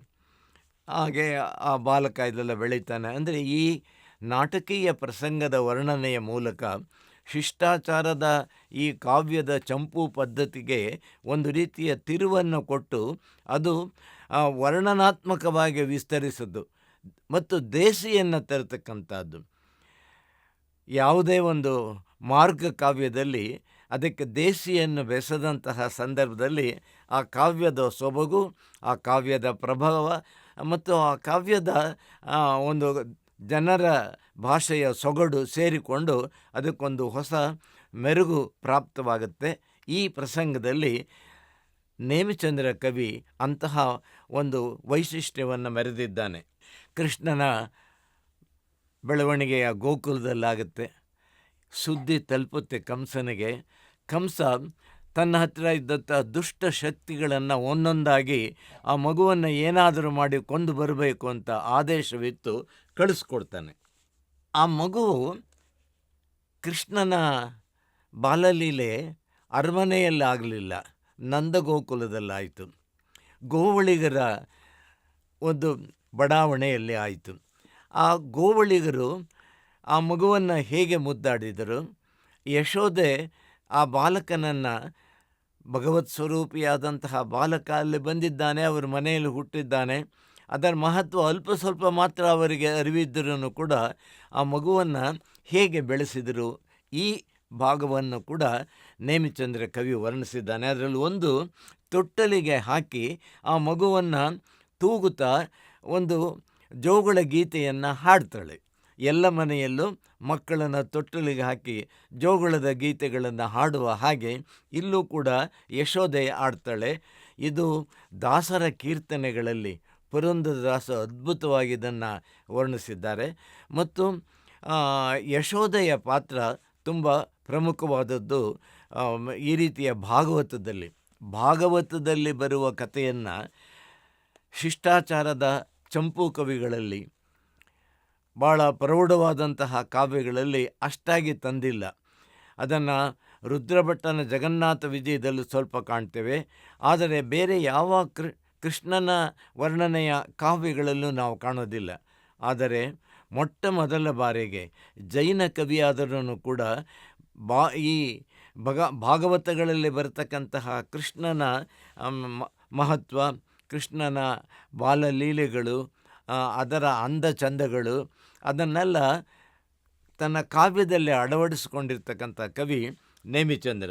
ಇಲ್ಲಿ ಯಶೋದೆ ತನ್ನ ಮಗುವನ್ನು ಹೀಗೆ ತೊಟ್ಟಿಲಿಗೆ ಹಾಕಿ ತೂಗಿದಳಂತೆ, ಜೋಗುಳ ಹಾಡಿದಳಂತೆ. ಜೋ ನಳಿನಾಕ್ಷ, ಜೋ ಭುವನವಲ್ಲಭ, ಜೋ ನಯನಾಭಿರಾಮ, ಜೋ ಜಾನಕೀಯಾಣ್ವ, ಜೋ ಜನ ಮನೋಹರ, ಜೋ ಜಗದೀಶ ಕೃಷ್ಣ, ಜೋ ನರಸಿಂಹ, ಬೇಡ ಅಳದಿರ ಮಲಯಂಪಿಡಿ ಹೋಯಿ ಎಂದು ಚಂದ್ರಾನನೆ ತೊಟ್ಟಿಲಂ ತೊನೆದು ತೂಗುತಂ ಆಡಿ ಯಶೋದೆ ಪಾಡಿದಳ್. ಇಲ್ಲಿ ಹಿಂದೂ ಸಂಪ್ರದಾಯದ ಸಂಗತಿಗಳನ್ನು ಕೂಡ ತನ್ನ ಕಾವ್ಯದಲ್ಲಿ ಯಾವ ಜೈನ ಪುರಾಣವನ್ನು ಬರೆಯೋದಕ್ಕೆ ಹೊರಟಿದ್ದರೂ ಅದನ್ನೆಲ್ಲ ಮರೆತು ಒಬ್ಬ ವಸ್ತುನಿಷ್ಠ ಕವಿಯಾಗಿ, ಸಹಜ ಕವಿಯಾಗಿ ನೇಮಿಚಂದ್ರ ಅದನ್ನು ಅಳವಡಿಸ್ಕೊಂಡು ವರ್ಣಿಸ್ತಾ ನಯನಾಭಿರಾಮ ಅಂತ ಹೇಳ್ತಾನೆ. ಇದು ವಾಲ್ಮೀಕಿ ಹೇಳಿರ್ತಕ್ಕಂಥದ್ದು. ವಾಲ್ಮೀಕಿ ರಾಮಾಯಣದಲ್ಲಿ ರಾಮಂ ನಯನಾಭಿರಾಮಂ. ನಯನ ನಮ್ಮ ಕಣ್ಣಿಗೆ ಅಭಿರಾಮ, ಮನೋಹರ, ಸುಂದರವಾಗಿ ಕಾಣ್ತಕ್ಕಂತಹ ಬಾಲಕ ರಾಮ. ಅದನ್ನು ಯಶೋದೆಯ ಬಾಯಲ್ಲಿ ಕವಿ ಹೇಳಿಸಿದ್ದಾನೆ. ಹಾಗೆಯೇ ಕೃಷ್ಣನಿಗೆ ಯಾವ್ಯಾವ ವಿಶೇಷಣದಿಂದ ಅಡ್ಜೆಕ್ಟಿವ್ಸ್ ಕೊಟ್ಟು ಹೇಳಿದ್ದಾರೋ ಅದರಲ್ಲಿ ಕೆಲವನ್ನು ಇಲ್ಲಿ ಬಳಸಿದ್ದು. ನಯನಾಭಿರಾಮ ಒಂದು, ಜಾನಕಿಯ ಅಣ್ಣ, ಜಾನಕಿ ಜನಕರಾಜನ ಮಗಳಾದಂಥ ಸೀತೆಯ ಪತಿ, ಸೀತಾಪತಿ ಅಂತ ಹೇಳಿ, ಜಗದೀಶ ಜಗಕ್ಕೆ ಒಡೆಯನಾಗಿರ್ತಕ್ಕಂಥದ್ದು, ನರಸಿಂಹಾವತಾರದ ಇದನ್ನು ದಶಾವತಾರದ ಒಂದು ವರ್ಣನೆಯ ಪ್ರಸ್ತಾಪ, ಇದನ್ನೆಲ್ಲ ಹೇಳ್ತಾ ತಾನು ಎತ್ತ ಮಗು ಅಲ್ಲ, ಆದರೆ ಯಶೋದೆ ತಾನೇ ಹಡೆದಂತಹ, ತಾನೇ ಹೆತ್ತಂತಹ, ತಾನೇ ತನ್ನ ಗರ್ಭದಲ್ಲಿ ಜನ್ಮ ಕೊಟ್ಟಂತಹ ರೀತಿಯಲ್ಲಿ ಆ ಮಗುವನ್ನು ಅಷ್ಟು ಪಾಲನೆ ಮಾಡಿರುವುದನ್ನು, ತನ್ಮಯತೆಯನ್ನು ಈ ಭಾಗದಲ್ಲಿ ಕವಿ ತಂದಿರುವುದನ್ನು ನಾವು ಗಮನಿಸ್ಬೋದು. ಹೀಗೆ ಇಲ್ಲಿ ಗೋಕುಲದಲ್ಲಿ ಕೃಷ್ಣ ಬೆಳೀತಾ ಇದ್ದರೆ, ಅಲ್ಲಿ ಅರಮನೆಯಲ್ಲಿ ಕಂಸನಿಗೆ ಅವನಿಗಾಗತಕ್ಕಂತಹ ಬೇರೆ ಬೇರೆ ಅಪಶಕುನಗಳು, ಅದರಲ್ಲಿ ಶತ್ರು ಗೋಕುಲದಲ್ಲಿ ಬೆಳೀತಾ ಇದ್ದಾನೆ ಎನ್ನುವ ಸೂಚನೆಯಾಗಿ ತಿಳಿಯುತ್ತೆ. ಅದನ್ನು ಕೃಷ್ಣನನ್ನು ಕೊಲ್ಲೋದಕ್ಕೆ ಅನೇಕ ದುಷ್ಟಶಕ್ತಿಗಳನ್ನು ಕಳಿಸ್ತಾನಲ್ಲ, ಆ ಒಂದೊಂದು ದುಷ್ಟಶಕ್ತಿಯನ್ನು ಕೃಷ್ಣನು ಹೇಗೆ ನಿಗ್ರಹಿಸಿದನು, ಅದರ ಅಪಾಯದಿಂದ ಹೇಗೆ ಪಾರಾದ, ಮತ್ತು ಆ ಗೋವಳಿಗರಿಗೂ ಕೂಡ ಹೇಗೆ ರಕ್ಷಣೆ ಕೊಟ್ಟ, ಇದನ್ನು ವಿಸ್ತಾರವಾಗಿ ಕವಿ ತಂದಿದ್ದಾನೆ. ಮೊದಲನೆಯದು ಪೂತನಿ ರಾಕ್ಷಸಿ ಬರ್ತಕ್ಕಂಥದ್ದು. ಆ ರಾಕ್ಷಸಿ ಪೂತನಿ ಹೇಗೆ ಬಂದ್ಲಪ್ಪ ಅಂದರೆ, ಆ ಮಗುನ ನಿಜವಾಗಲೂ ತಾಯಿ ಬಂದು ನೋಡ್ತಾ ಇದ್ದಾಳೆ ಅನ್ನೋ ರೀತಿ ಭಾವನೆ ಬರೋ ಹಾಗೆ, ಮತ್ತು ಯಾರೇ ಒಂದು ಎಳೆ ಮಗು ಕಂಡರೂ ಎಂಥವರ ಮನಸ್ಸು ಕೂಡ ಆ ಮಗುವನ್ನು ಎತ್ಕೊಳ್ಳೋಣ, ಮುದ್ದಾಡೋಣ, ಅದರ ಚೆಲುವನ್ನು ನಾವು ಆಸ್ವಾದಿಸೋಣ ಅಂತ ಸಹಜವಾಗಿ ಪ್ರತಿ ವ್ಯಕ್ತಿಗೂ ಬರುತ್ತೆ. ಆ ರೀತಿಯಲ್ಲಿ ಬರೋ ಹಾಗೆ ಪೂತನಿ ಪ್ರವೇಶಿಸಿ ತಾನು ರಾಕ್ಷಸಿ ಎನ್ನುವ ಭಾವನೆ ಆ ಜನಕ್ಕೆ ಗೊತ್ತಾಗದ ರೀತಿಯಲ್ಲಿ ಆ ಮಗುನ ಎತ್ಕೊಳ್ತಾಳೆ. ಎನ್ನ ಹೋರಿ ಹಸಿದನೆ ಬಾ ಬಾ ಎಂದು ಪಾಸಿಯ ಕೂಸನ್ ಎತ್ತಿಕೊಳ್ಳುವಂತೆ ಎತ್ತಿಕೊಂಡು, ನಂಜೂಡಿದ ಮೊಲೆಗಳನ್ ಆ ಜಿಗುಳೆ ಪೀರುವಂತೆ ಪೀರ್ದು, ಆಹಾ ಎನ್ನುತ್ತಂ ಪುಯ್ಯಲ್ಚೆ ಬಿಡದೆ ಪೀರ್ದುಂ ಕೊಂದಂ ಮುಕುಂದಂ. ಅವಳು ಮೊಲೆ ಇಡೋದಕ್ಕೆ ಹೊರಟು ನಾನು ಕೊಲ್ತಾ ಇದ್ದೀನಿ ಅಂತ ಭಾವಿಸ್ಕೊಂಡ್ರೆ ಆ ರಕ್ತವನ್ನು ಹೀರ್ತಾನೆ, ಹಾಲಲ್ಲ. ಈ ಬಾಲಕನು ಎಷ್ಟು ಶಕ್ತಿ ಆ ಬಾಲಕನಾಗಿದ್ದಾಗಲೇ ಇತ್ತು ಅಂತಂದರೆ, ಆ ರಾಕ್ಷಸಿಯನ್ನು ಯಾವ ಕೊಲ್ಲುವ ಉದ್ದೇಶದಿಂದ ಬಂದು ತಾಯಿ ಮಗುವಿಗೆ ಹಾಲೂಡುವ ರೀತಿಯಲ್ಲಿ ಮೊಲೆ ಇಟ್ಟು ಅವನ ಬಾಯಿಗೆ ಆ ಚುಂಚುವನ್ನು ಇಟ್ಲೋ, ಅದನ್ನು ಕೃಷ್ಣ ಬಾಲಕನು ತನ್ನ ಹಲ್ಲಿಂದ ಬಾಯಿಂದ ಕಚ್ಚಿ ಅವಳ ರಕ್ತವನ್ನು ಹೀರಿ ಅವಳ ಸಾವಿಗೆ ತಳ್ತಾನೆ. ಸಾವಿನಿಂದ ಒದ್ದಾಡ್ತಾ ಆಹಾ ಹಾ ಹಾ ಅಂತ ನೋವಿನಿಂದ ಚಡ್ಪಡಿಸುತ್ತಾ ಆಕೆ ಬಿದ್ದು ಸಾಯುತ್ತಾಳೆ. ಎರಡನೇ ರೀತಿ ಪುನಃ ಕಳಿಸ್ತಾನೆ ಕಂಸ ಇನ್ನೊಂದು ದುಷ್ಟಶಕ್ತಿಯನ್ನು. ಅದು ಕಾಗೆಯ ಆಕಾರದಲ್ಲಿ ಬರತಕ್ಕಂಥದ್ದು, ಕಾಕಾಸುರ. ಆ ಕಾಕಾಸುರ ಬಂದು ಹೆಣ್ಣು ಕಾಗೆಯು ಮಾಂಸದ ಮುದ್ದೆ ಇಸುಕಿ ಆಗುವ ಹಾಗೆ ಆ ಕಾಗೆಯನ್ನು ಕೃಷ್ಣ ಕೊಲ್ತಾನೆ. ಮೂರನೇ ಸರ್ತಿ ಬಂಡಿಯ ಆಕಾರದಲ್ಲಿ ಬರ್ತಾನೆ ಶಕಟಾಸುರ ಅವನು. ಆ ಶಕಟಾಸುರನು ಒಂದು ಬಂಡಿಯ ಆಕಾರದಲ್ಲಿ, ಚಕಡಿ ಆ ರೀತಿಯಲ್ಲಿ ಬಂದರೆ ಅದನ್ನು ಒಂದು ಚೆಂಡಿನ ಬಂಡಿ ಅಂತ ತಿಳ್ಕೊಳ್ಳುವ ರೀತಿಯಲ್ಲಿ ಜಾಡಿಸಿ ಒದ್ದು ನುಚ್ಚುನೂರು ಮಾಡಿ ಆ ಕಾಕಾಸುರನನ್ನು ಕೃಷ್ಣ ಕೊಲ್ಲೋದನ್ನು ವರ್ಣಿಸ್ತಾನೆ. ಅನಂತರ ನಾಲ್ಕನೇ ಅವತಾರವಾಗಿ ಕುದುರೆ ಬಂದರೆ, ಆ ಕುದುರೆಯನ್ನು ಅಂದರೆ ಖರಾಸುರ ಅಂತ, ಬಂಡಿಯಾಗಿ ಬಂದದ್ದು ಅದು ಶಕಟಾಸುರ, ಕಾಗೆಯಾಗಿ ಬಂದವನು ಕಾಕಾಸುರ. ಈಗ ಖರಾಸುರನು ಕುದುರೆ ಆಗಿ ಬಂದು ಕೃಷ್ಣನ ಕೈ ಕಚ್ಚೋದಕ್ಕೆ ಹೋದರೆ ಅದನ್ನು ಅಶ್ವಮೇಧ ಯಾಗದಲ್ಲಿ ಕುದುರೆ ಸಂಹಾರ ಮಾಡುವ ಹಾಗೆ ಕೃಷ್ಣನು ಅದನ್ನು ಸಂಹಾರ ಮಾಡ್ತಾನೆ. ಈ ಮಧ್ಯೆ ಕೃಷ್ಣನ ಬಾಲಲೀಲೆಗಳನ್ನು ಸ್ವಲ್ಪ ವರ್ಣಿಸ್ತಾನೆ ಅಂತ ನಾನು ಒಂದು ಮಾತು ಹೇಳಿದ್ನಲ್ವ. ಹಾಗೆ ಅವನು ಬಾಲಕ ಅಲ್ಲಿರುವ ಗೋವಳಿಗರ, ಗೋಪಿಕೆಯರ ಮನೆಗೂ ಹೋಗೋದು, ಅವ್ರ ಮನೆಯಲ್ಲಿ ಹಾಲಿದ್ರೆ ಅದನ್ನು ತಗೊಂಡು ಅದನ್ನೆಲ್ಲ ಕುಡಿಯೋದು, ಮನೆ ತುಂಬ ಚೆಲ್ಲೋದು, ಬೆಣ್ಣೆ ಇಟ್ಟಿದ್ದರೆ ಆ ಬೆಣ್ಣೆನೆಲ್ಲ ತಿಂದು ತನ್ನ ಮುಖ ಮುಸುಡಿ ಎಲ್ಲ ಬಾಯಿ ಕಾಣುವ ಹಾಗೆ ಅಷ್ಟೊಂದು ಅದನ್ನೆಲ್ಲ ಅವನು ಆಸ್ವಾದಿಸೋದು, ಅದನ್ನೆಲ್ಲ ಬಾಲಲೀಲೆಗಳನ್ನು ವರ್ಣಿಸಿ ಆ ಸಂದರ್ಭದಲ್ಲಿ ಆ ಗೋಪಿಕೆಯರು ಬೇರೆ ಬೇರೆ ಸ್ತ್ರೀಯರು ಯಶೋದೆಗೆ ಬಂದು ದೂರೋದು.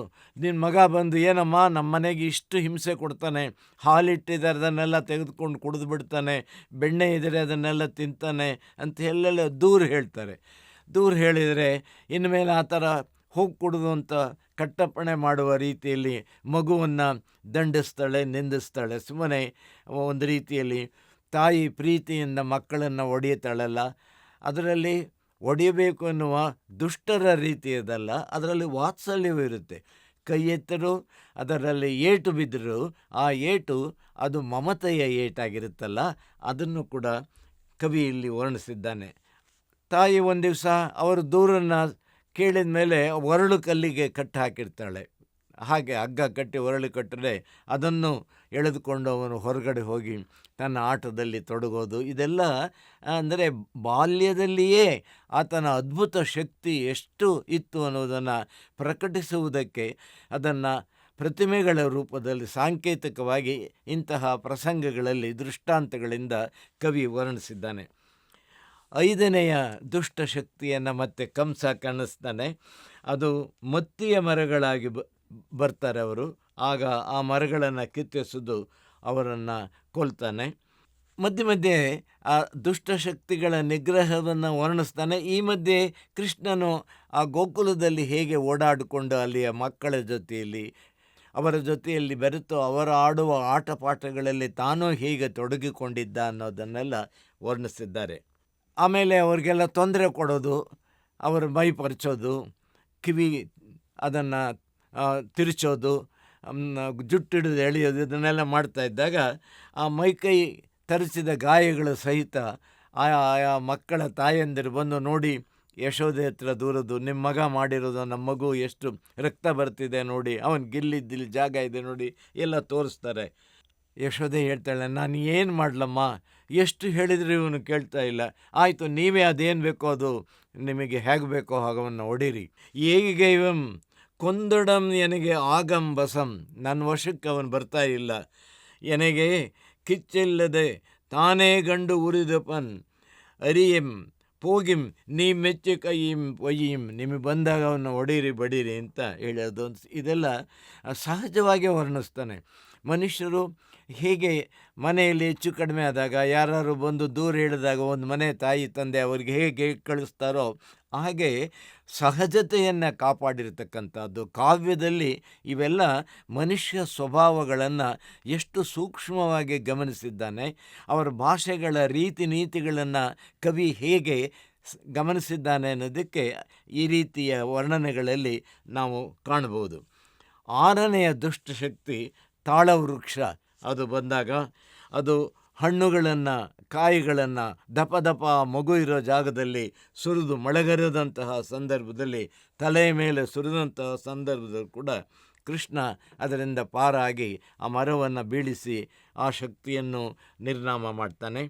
ಆಮೇಲೆ 7ನೆಯದಾಗಿ ಕತ್ತೆ ಗಾರ್ಧಬಾಸುರನು ಬಂದಾಗ ಅವನನ್ನು 2 ಹೋಳು ಮಾಡಿ ಬಿಸಾಕ್ತಾನೆ ಕೃಷ್ಣನು. 8ನೆಯದಾಗಿ ಕಾರ್ಗಾಲದಂತೆ ಮಳೆ ಒಂದೇ ಸಮ ಆಲಿಕಲ್ಲು ಎಲ್ಲ ಬೀಳ್ತಾ ಇದ್ದಂಥ ಸಂದರ್ಭದಲ್ಲಿ ಕೃಷ್ಣನು ಅಲ್ಲಿದ್ದಂತಹ ಗೋವರ್ಧನ ಗಿರಿಯನ್ನು ಅನಾಯಾಸವಾಗಿ ಎತ್ತಿ ತನ್ನ ಕಿರುಬೆರಳಿನಲ್ಲೇ ಅದನ್ನು ನಿಲ್ಲಿಸ್ತಕ್ಕಂಥದ್ದು. ಈ ಚಿತ್ರಗಳಲ್ಲಿ ಇದನ್ನು ಕಾಣ್ತೇವೆ. ಶಿಲ್ಪಿಗಳಲ್ಲಿ ಇದನ್ನು ಗೋವರ್ಧನ ಗಿರಿಧಾರ ಕೃಷ್ಣ ಅದನ್ನು ಇಲ್ಲಿ ಈ ಕವಿ ವರ್ಣಿಸಿದ್ದಾನೆ. ಅದಾದಮೇಲೆ ಅಂದರೆ ಸೋತ ಎಲ್ಲ ಶಕ್ತಿ ದೇವತೆಗಳು ಕೂಡ ಕಂಸನಿಗೆ ಹೋಗಿ ಅವರು ಹೇಳ್ತಾರೆ, ನಾವು ಏನು ಮಾಡೋಕ್ಕಾಗಲಿಲ್ಲ, ಅವನು ಕೊಲ್ಲೋಕ್ಕೆ ನಮ್ಮ ಕೈಲಿ ಸಾಧ್ಯವೇ ಇಲ್ಲ, ನಿನ್ನ ಶತ್ರು ನಮ್ಮ ಶಕ್ತಿಗೆ ಮೀರಿದಂಥವನು ಅನ್ನುವುದನ್ನು ತಮ್ಮ ಮಿತಿಯನ್ನು ತಮ್ಮ ಸೋಲನ್ನು ಒಪ್ಪಿಕೊಂಡು ಹೇಳ್ತಾರೆ. ಕಂಸ ಯೋಚನೆ ಮಾಡ್ತಾನೆ, ಏನಪ್ಪ ಅವನಿನ್ನೂ ಬಾಲಕ, ಮೊಳಕೆಯಲ್ಲೇ ಇಷ್ಟು ಶಕ್ತಿಯನ್ನು ತೋರಬೇಕಾದ್ರೆ ಇನ್ನು ನಾಳೆ ಅದು ಸಮೃದ್ಧವಾಗಿ ಬೆಳೆದಾಗ ಅದನ್ನು ನಾನು ನಿಗ್ರಹಿಸೋದು ಪ್ರತಿಭಟಿಸಿ ನನ್ನ ವಿಜಯವನ್ನು ಪಡ್ಕೊಳ್ಳೋದಾದರೂ ದಾರಿ ಹೇಗೆ ಅಂತ ಚಿಂತಾಕ್ರಾಂತನಾಗಿದ್ದಂತಹ ಸಂದರ್ಭದಲ್ಲಿ ಮತ್ತೆ ಇರಲಿ ನೋಡೋಣ ಅಂತ ಹೇಳಿ 9ನೆಯ ಶಕ್ತಿಯಾಗಿದ್ದಂತಹ ಅಷ್ಟದಾನದ ಹೆಗ್ಗೂಳಿಯಾಗಿ ಕಳಿಸ್ತಾನೆ. ಹೆಗ್ಗೂಳಿ ದೊಡ್ಡ ಮದಿಸಿದಂತಹ ಗೂಳಿ ಬಂದಂತಹ ಸಂದರ್ಭದಲ್ಲಿ ಅದನ್ನು ಕೂಡ ಅವನು ನಿಗ್ರಹಿಸಿ ಅದರಿಂದಲೂ ಪಾರಾಗೋದನ್ನು ಆ ಸಂದರ್ಭದಲ್ಲಿ ಎಲ್ಲ ವಿವರಗಳು ಕಂಸನಿಗೆ ಮಾತ್ರ ಅಲ್ಲ, ಆ ಕಡೆ ವಸುದೇವನಿಗೂ ದೇವಕಿಗೂ ಅವ್ರಿಗೂ ಗೊತ್ತಾಗುತ್ತೆ, ಬಲರಾಮನಿಗೂ ತಿಳಿಯುತ್ತೆ. ಬಲರಾಮನಿಗೆ ನನ್ನ ತಮ್ಮ ಹೇಗೆ ಬೆಳೀತಾ ಇದ್ದಾನೆ ಅಂತ ಸಂತೋಷ, ದೇವಕಿಯರಿಗೆ ನಮ್ಮ ಪುತ್ರ ಅಲ್ಲಿ ಚಿರಂಜೀವಿಯಾಗಿ ಬೆಳೀತಾ ಇದ್ದಾನೆ ಅನ್ನೋದು ಅವನ ಸಾಹಸದ ವರ್ಣನೆಗಳನ್ನು ಮತ್ತು ಕಂಸನು ಕಳಿಸಿದಂಥ ಎಲ್ಲ ದುಷ್ಟ ಶಕ್ತಿಗಳಿಗೆ ವಶನಾಗದೆ ಅವುಗಳಿಂದ ಪಾರಾಗಿ ನಮ್ಮ ಮಗು ಬೆಳೀತಾ ಇದ್ದಾನಲ್ವ ಆನಂದ ತುಂದಿಲ್ಲರಾಗಿ ಇದ್ದು, ಆದರೂ ಅವ್ರಿಗೆ ಹಂಬಲ ಆಗುತ್ತೆ. ಏನು ಇಷ್ಟೆಲ್ಲ ಸಾಹಸ ತೋರ್ತಾ ಇರ್ತಕ್ಕಂಥ ನಮ್ಮ ಮಗುವಿನ ಸ್ಪರ್ಶ ನಮಗಾಗಲಿಲ್ಲ, ಅವನಿಗೆ ಹಾಲು ಕುಡ್ಸೋಕ್ಕಾಗಲಿಲ್ವಲ್ಲ ನಾನು. ಆವಾಗ ವಸುದೇವನ ಹತ್ರ ದೇವಕ್ಕೆ ಹೇಳ್ಕೊಂಡ್ಮೇಲೆ ಅಲ್ಲಿಗೆ ಹೋಗೋದಕ್ಕೆ ಒಂದು ಕಾರಣ ಕಂಡುಕೊಳ್ತಾರೆ. ಅರಮನೆಯಿಂದ ಕಳಿಸ್ಕೊಡ್ಬೇಕಲ್ಲ ಕಂಸ, ಅದಕ್ಕೆ ನಾವು ಹೋಗಿ ಒಂದು ಗೋಮುಖಿ ಎನ್ನುವ ಒಂದು ವ್ರತ ಇದೆ, ಒಂದು ನೋಂಪಿ, ಈ ನೋಂಪಿಯನ್ನು ಆಚರಿಸಬೇಕು, ನಾವು ಯಾವುದಾದ್ರೂ ಒಂದು ಗೋವುಗಳ ಹಟ್ಟಿಗೆ ಹೋಗ್ತೀವಿ ಅಂತೇಳಿದ್ರೆ ಅವನು ಕಳಿಸ್ಕೊಡ್ತಾನೆ ಕಂಸ. ಆಗ ಈ ಗೋಕುಲಕ್ಕೆ ಬಂದು ತನ್ನ ಮಗುವನ್ನು ಎತ್ತಿ ಮುದ್ದಾಡಿ ಹಾಲೂಡಿ ಆನಂದ ಪಡ್ತಾಳೆ. ಅದರ ವರ್ಣನೆ ಕೂಡ ಬಂದಿದೆ. ಅಲ್ಲಿಗೆ 10ನೆಯ ಒಂದು ಶಕ್ತಿ ಪ್ರಾಪ್ತವಾಗುತ್ತೆ, ಅದೇಂದ್ರೆ ನಾಗಶಯ್ಯ, ಅಂದರೆ ಹಾವಿನ ಹಾಸಿಗೆ. ಆದಿಶೇಷನು ಮಲಗಿದ್ರೆ ಹೇಗಿರುತ್ತೆ ಹಾಗಿರ್ತಕ್ಕಂಥದ್ದು. ಅದರ ಮೇಲೆ ಒಂದು ಧನಸ್ಸು ಇರುತ್ತೆ, ಶಾರ್ಂಗಧನು ಅಂತ, ಅದರ ಪಕ್ಕದಲ್ಲಿ ಒಂದು ಶಂಖ ಇರುತ್ತೆ.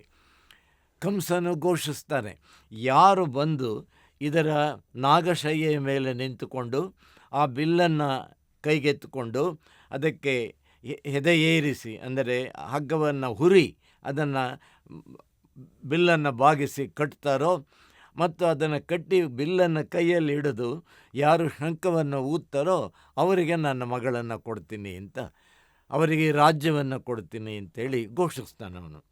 ಆಗ ಗೋಕುಲದಲ್ಲೆಲ್ಲ ಒಂದಾಗಿ ಮಾತಾಡಿಕೊಂಡು ನಮ್ಮ ಮನೋರಥ ಈಡೇರಿಸ್ತಕ್ಕಂತಹ ಕಾಲ ಪ್ರಾಪ್ತವಾಗಿದೆ ಅಂತ ಹೇಳಿ ಅಲ್ಲಿಗೆ ಬಂದು, ಬಾಲಕ ತರುಣನಾಗಿ ಬೆಳೆದಿದ್ದಾನೆ, ಈಗ ಪ್ರಬುದ್ಧನಾಗಿದ್ದಾನೆ. ಅವನು ಕಂಸನು ನಿರ್ದೇಶಿಸಿದಂತಹ ಮತ್ತು ಷರತ್ತನ್ನು ಪೂರೈಸಿ 3 ನಾಗಶಯ್ಯನ್ನು ಹತ್ತಾನೆ, ಶಾರ್ಂಗ ಆ ಬಿಲ್ಲನ್ನು ಹೆದೆಯೇರಿಸ್ತಾನೆ ಮತ್ತು ಪಾಂಚಜನ್ಯ ಶಂಖವನ್ನು ಊದ್ತಾನೆ. ಭೌಂ ಭೌಂ ಅಂತ ಓದೋದು, ಶಂಖ ಪೂರೈಸು ಅನ್ನುವ ಶಬ್ದವನ್ನು ಬಳಸೋದು ರೂಢಿ. ಅಷ್ಟೊತ್ತಿಗೆ ಕಂಸ ಬೇರೆ ವಿಧಾನವನ್ನು ಆಲೋಚನೆ ಮಾಡಿದ್ದೀನಿ.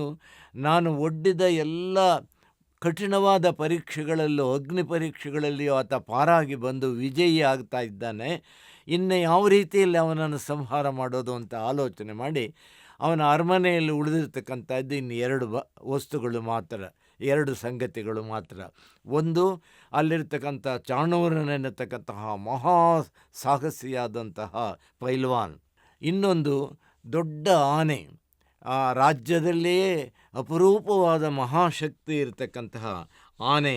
ಈ 2 ಮೂಲಕ ನಾನು ಆ ಬಾಲಕನನ್ನು ಕೊಲ್ಲಬಹುದು ಅಂತ ಹೇಳಿ, ಸರಿ ನಮ್ಮ ಅರಮನೆಗೆ ಆಹ್ವಾನಿಸ್ತಾನೆ, ನಾವಿಲ್ಲಿ ಜಟ್ಟಿ ಕಾಳಗ ಮಾಡಿದ್ದೇವೆ, ನೀವು ಬರೋದು ಅಂತ ಸಂದೇಶವನ್ನು ಕಳಿಸಿದ ಮೇಲೆ ಆಗ ಇದು ಕಡೆಯ ಪರೀಕ್ಷೆ ಅಂತ ತೀರ್ಮಾನ ಮಾಡಿಕೊಂಡು ಇದರ ಹಿಂದೆ ಇರತಕ್ಕಂಥ ಕಂಸನ ದುರಾಲೋಚನೆಯನ್ನು ಕೂಡ ಅವರು ಅರಿತುಕೊಂಡಿರೋದ್ರಿಂದ ಕೃಷ್ಣ, ಬಲರಾಮ ಇವರುಗಳೆಲ್ಲ ಒಂದಾಗುವ ರೀತಿಯಲ್ಲಿ ಸೇರಿ ಗೋಕುಲದಲ್ಲಿದ್ದಂತಹ ಎಲ್ಲ ಯುವಕರ ಪಡೆಯನ್ನು ಕಡಿದುಕೊಂಡು ರಾಜಧಾನಿಗೆ ಬಂದು ಸಜ್ಜಾಗಿ ಆ ಮಲ್ಲಕಾಳಗಕ್ಕೆ ಮಲ್ಲಿರ್ತಕ್ಕಂತಹ ಕುಸ್ತಿಯ ನಡೆಸ್ತಕ್ಕಂಥ ಜಾಗ, ಅಲ್ಲಿಗೆ ಮಟ್ಟಿ ಅಂತ ಕರ್ತಾರೆ, ಅಲ್ಲಿ ಮೇಲೆ ಬಂದು ಕೃಷ್ಣನು ಆ ಚಾಣೂರನನ್ನು ಸಂಹರಿಸ್ತಾನೆ. ಅದು ಏನು ಅನ್ನುವುದನ್ನು 2 ಪುಟದಷ್ಟು ವಿಸ್ತಾರವಾಗಿ ನೇಮಿಚಂದ್ರ ಕವಿ ತನ್ನ ಅರ್ಧ ನೇಮಿ ಪುರಾಣದಲ್ಲಿ, ಅಂದರೆ ತುಂಬ ಬಲಿಷ್ಠನಾದಂತಹ ಚಾಣೂರನನ್ನು, ಮಲ್ಲ ಯುದ್ಧದಲ್ಲಿ ಯಾರೂ ಅವನನ್ನು ಗೆಲ್ಲುವುದಕ್ಕೆ ಸಾಧ್ಯವಿಲ್ಲ ಅಂತಹ ಚಾಣೂರನನ್ನು ಮತ್ತು ಅವನ ಜೊತೆಯಲ್ಲಿದ್ದಂತಹ ಉಳಿದ ಪೈಲ್ವಾನ್ ಅವರನ್ನೆಲ್ಲ ನಿಗ್ರಹಿಸಿ ಅವರ ಮೇಲೆ ತನ್ನ ವಿಜಯವನ್ನು ಸ್ಥಾಪಿಸಿಕೊಂಡು ಕೃಷ್ಣನು ತರುವಾಯ ಮದಿಸಿದಂತಹ ಆನೆ ಬರ್ತಕ್ಕಂಥದ್ದು, ಕುವಲಯ ಪೀಡ ಎನ್ನತಕ್ಕಂಥದ್ದಕ್ಕಿರುವ ಆನೆಗೆ ಇರುವ ಹೆಸರು. ಅದನ್ನು ಬೇರೆ ಜಟ್ಟಿಗಳಿದ್ದಂತಹ ಕೈಟಭ, ಚಾಣೂರ ಅವರ ಮುಷ್ಟಿ ಕಾಳಗದಲ್ಲಿ ಅವನ್ನ ಆ ಧೀರ ಜಟ್ಟಿಗಳನ್ನು ನಿಗ್ರಹಿಸಿ ನಾನಾ ಪಟ್ಟುಗಳು, ಯಾವ್ಯಾವ ಥರದ ಪಟ್ಟುಗಳು ಹಾಕಿದ್ವು ಅಂದರೆ, ಕುಸ್ತಿಯ ಮಲ್ಲಯುದ್ಧದ ತಿಳುವಳಿಕೆ ಇದ್ದಂತಹ ಕವಿ ಆ ಮಲ್ಲಯುದ್ಧದ ಪರಿಭಾಷೆಯನ್ನು ಬಳಸಿಕೊಂಡು ತನಗೆ ಆ ಕ್ಷೇತ್ರದಲ್ಲಿಯೂ ಕೂಡ ಪರಿಣಿತಿ ಇದೆ ಎನ್ನುವುದನ್ನು ತೋರಿಸುವ ರೀತಿಯ ವರ್ಣನೆಗಳನ್ನು ಅಲ್ಲಿ ಕೊಟ್ಟಿದ್ದಾನೆ. ಅದಾದ ಮೇಲೆ ಬೃಹತ್ ಪರ್ವತಾಕಾರದಲ್ಲಿ ದೊಡ್ಡ ಬೆಟ್ಟ ಇದ್ದ ಹಾಗೆ ಇದ್ದಂತಹ ಆ ಕುವಲೆಯ ಪೀಡ ಎನ್ನುವ ಕುವಲೆಯ ಪೀಡ ಆನೆಯನ್ನು ಅದರ ಸೊಂಡಿಲೇ ಹಿಡಿದು ಎಳೆದು ಅದನ್ನು ನೆಲಕ್ಕೆ ಎತ್ತಿ ಕುಕ್ಕಿ ರಕ್ತ ಕಾರಿಕೊಂಡು ಅದು ಸಾಯುವ ಹಾಗೆ ಸಂಹಾರ ಮಾಡ್ತಾನೆ. ಆಮೇಲೆ ಇದರ ಇನ್ನೊಂದು ವಿಶೇಷ, ನೇಮಿಚಂದ್ರ ಕವಿಯ ವರ್ಣನೆಗಳಲ್ಲಿ ಕೆಲವು ಭಾಗಗಳು ತುಂಬ ವಿಶಿಷ್ಟವಾದದ್ದು ಅನ್ನೋದನ್ನು ಮತ್ತೆ ಮತ್ತೆ ನನ್ನ ಮಾತುಗಳಲ್ಲಿ ಹೇಳ್ತಾ ಬಂದಿದ್ದೇನೆ. ಅವುಗಳಲ್ಲಿ ಇನ್ನೊಂದು ತುಂಬ ಮಹತ್ವದ್ದು, ಬೇರೆ ಕೃಷ್ಣನ ಪಾತ್ರವನ್ನು ವರ್ಣಿಸುವ ಕಾವ್ಯಗಳಲ್ಲಿ ಕಾಣದೇ ಇರತಕ್ಕಂತಹ ಒಂದು ಮಾತು, ಪ್ರಸಂಗ ಅಂತಂದರೆ, ಆ ಆನೆಯನ್ನು ಸಂಹಾರ ಮಾಡಿದ್ದಾದ ಮೇಲೆ ಅದಕ್ಕಿದ್ದಂತಹ ಕೋರೆಹಲ್ಲು, ಮಹಾದಂತ, ಅಂತಹ ಒಂದು ದಂತವನ್ನು ಕಿತ್ತು ಅದನ್ನು ಕಂಸ ಸಿಂಹಾಸನದ ಮೇಲೆ ಕೂತಿದ್ದಾನೆ. ಇದನ್ನೆಲ್ಲ ನೋಡ್ತಾ ಸಿಂಹಾಸನದ ಮೇಲೆ ಕುಳಿತಿದ್ದಂತಹ ಕಂಸನ ಕಡೆಗೆ ತಾನು ಕಿತ್ತು ಕುವಲೆಯ ಪೀಡ ಆನೆಯ ಕಿತ್ತ ದಂತವನ್ನು ಎಸೆದು ಕಂಸನಿಗೆ, ನೋಡು, ನಿನ್ನ ಭಂಡಾರದಲ್ಲಿ ಅನೇಕ ಅಮೂಲ್ಯವಾದಂತಹ ನವರತ್ನಗಳ ಆಭರಣಗಳಿರಬಹುದು, ಇನ್ನೂ ಅಮೂಲ್ಯವಾದ ವಸ್ತುಗಳಿರಬಹುದು, ಆದರೆ ಇದು ಅವುಗಳಲ್ಲಿ ಇಂಥದ್ದಿಲ್ಲ, ಇದು ತುಂಬ ಅಪೂರ್ವವಾದದ್ದು, ನಿನ್ನ ಆ ಭಂಡಾರದಲ್ಲಿ ತೆಗೆದುಕೋ ಅಂತ ಎಸೆದು, ಅದಾದಮೇಲೆ ನೇರವಾಗಿ ಹಾರಿ ದಾಟಿಕೊಂಡು ಎಲ್ಲ ಅಡೆತಡೆಗಳನ್ನು ದಾಟಿಕೊಂಡು ಕೃಷ್ಣನು ಕಂಸನನ್ನು ಸಿಂಹಾಸನದ ಕೆಳಕ್ಕೆ ಎಳೆದು ಮಲ್ಲಯುದ್ಧದ ರೀತಿಯಲ್ಲಿ ನಾನಾ ಪಟ್ಟುಗಳನ್ನು ಹಾಕಿ ಕಂಸನ ಸಂಹಾರ ಮಾಡ್ತಾನೆ. ಕಾವ್ಯ 8ನೇ ಆಶ್ವಾಸ ಅಲ್ಲಿಗೆ ಮುಗಿಯುತ್ತೆ. ಇದು ನೇಮಿನಾಥ ಪುರಾಣ ಕವಿ ರಚಿಸಿರ್ತಕ್ಕಂಥದ್ದು. ಕೃಷ್ಣನ ವರ್ಣನೆ ಇದೆ, ಉಳಿದ ವರ್ಣನೆಗಳು ಬೇರೆ ಪಾತ್ರಗಳ ಚಿತ್ರಣ ಇದೆ. ಆದರೆ ಯಾವ ತೀರ್ಥಂಕರನ ಚರಿತ್ರೆ ಅದರಲ್ಲಿ ಬರಬೇಕಾಗಿತ್ತೋ ಆ ನೇಮಿನಾಥರ ವರ್ಣನೆ ಬರಬೇಕಾಗಿದ್ದ ಭಾಗವನ್ನು ಬರೆಯುವುದಕ್ಕೆ ಮೊದಲೇ, ರಚಿಸುವುದಕ್ಕೆ ಮೊದಲೇ ಅವಸಾನ ಬಂದದ್ದರಿಂದ ಕವಿ ನೇಮಿಚಂದ್ರ ನಿಧನರಾದ್ದರಿಂದ ಕಾವ್ಯ ಅಲ್ಲಿಗೆ 8ನೇ ಆಶ್ವಾಸಕ್ಕೆ ನಿಂತುಬಿಟ್ಟಿದೆ. ಕಂಸ ಸಂಹಾರದ ವರ್ಣನೆಯಿಂದ ಈ ಕಾವ್ಯ ಮುಕ್ತಾಯ ಆಗಿದೆ. ಹೀಗೆ ಅರ್ಧಕ್ಕೆ ಅದು ಮುಕ್ತಾಯ ಆಗಿರುವುದರಿಂದ ಆ ಕಾವ್ಯಕ್ಕೆ ಅಡ್ಡ ಹೆಸರು ಅರ್ಧನೇಮಿ ಪುರಾಣ ಅಂತ ಬಂದಿದೆ. 8 ಆಶ್ವಾಸಗಳು, ಪ್ರತಿ ಆಶ್ವಾಸಗಳು ಮುಕ್ತಾಯ ಆಗುವುದು ಈ 4 ಮಾತುಗಳಿಂದ.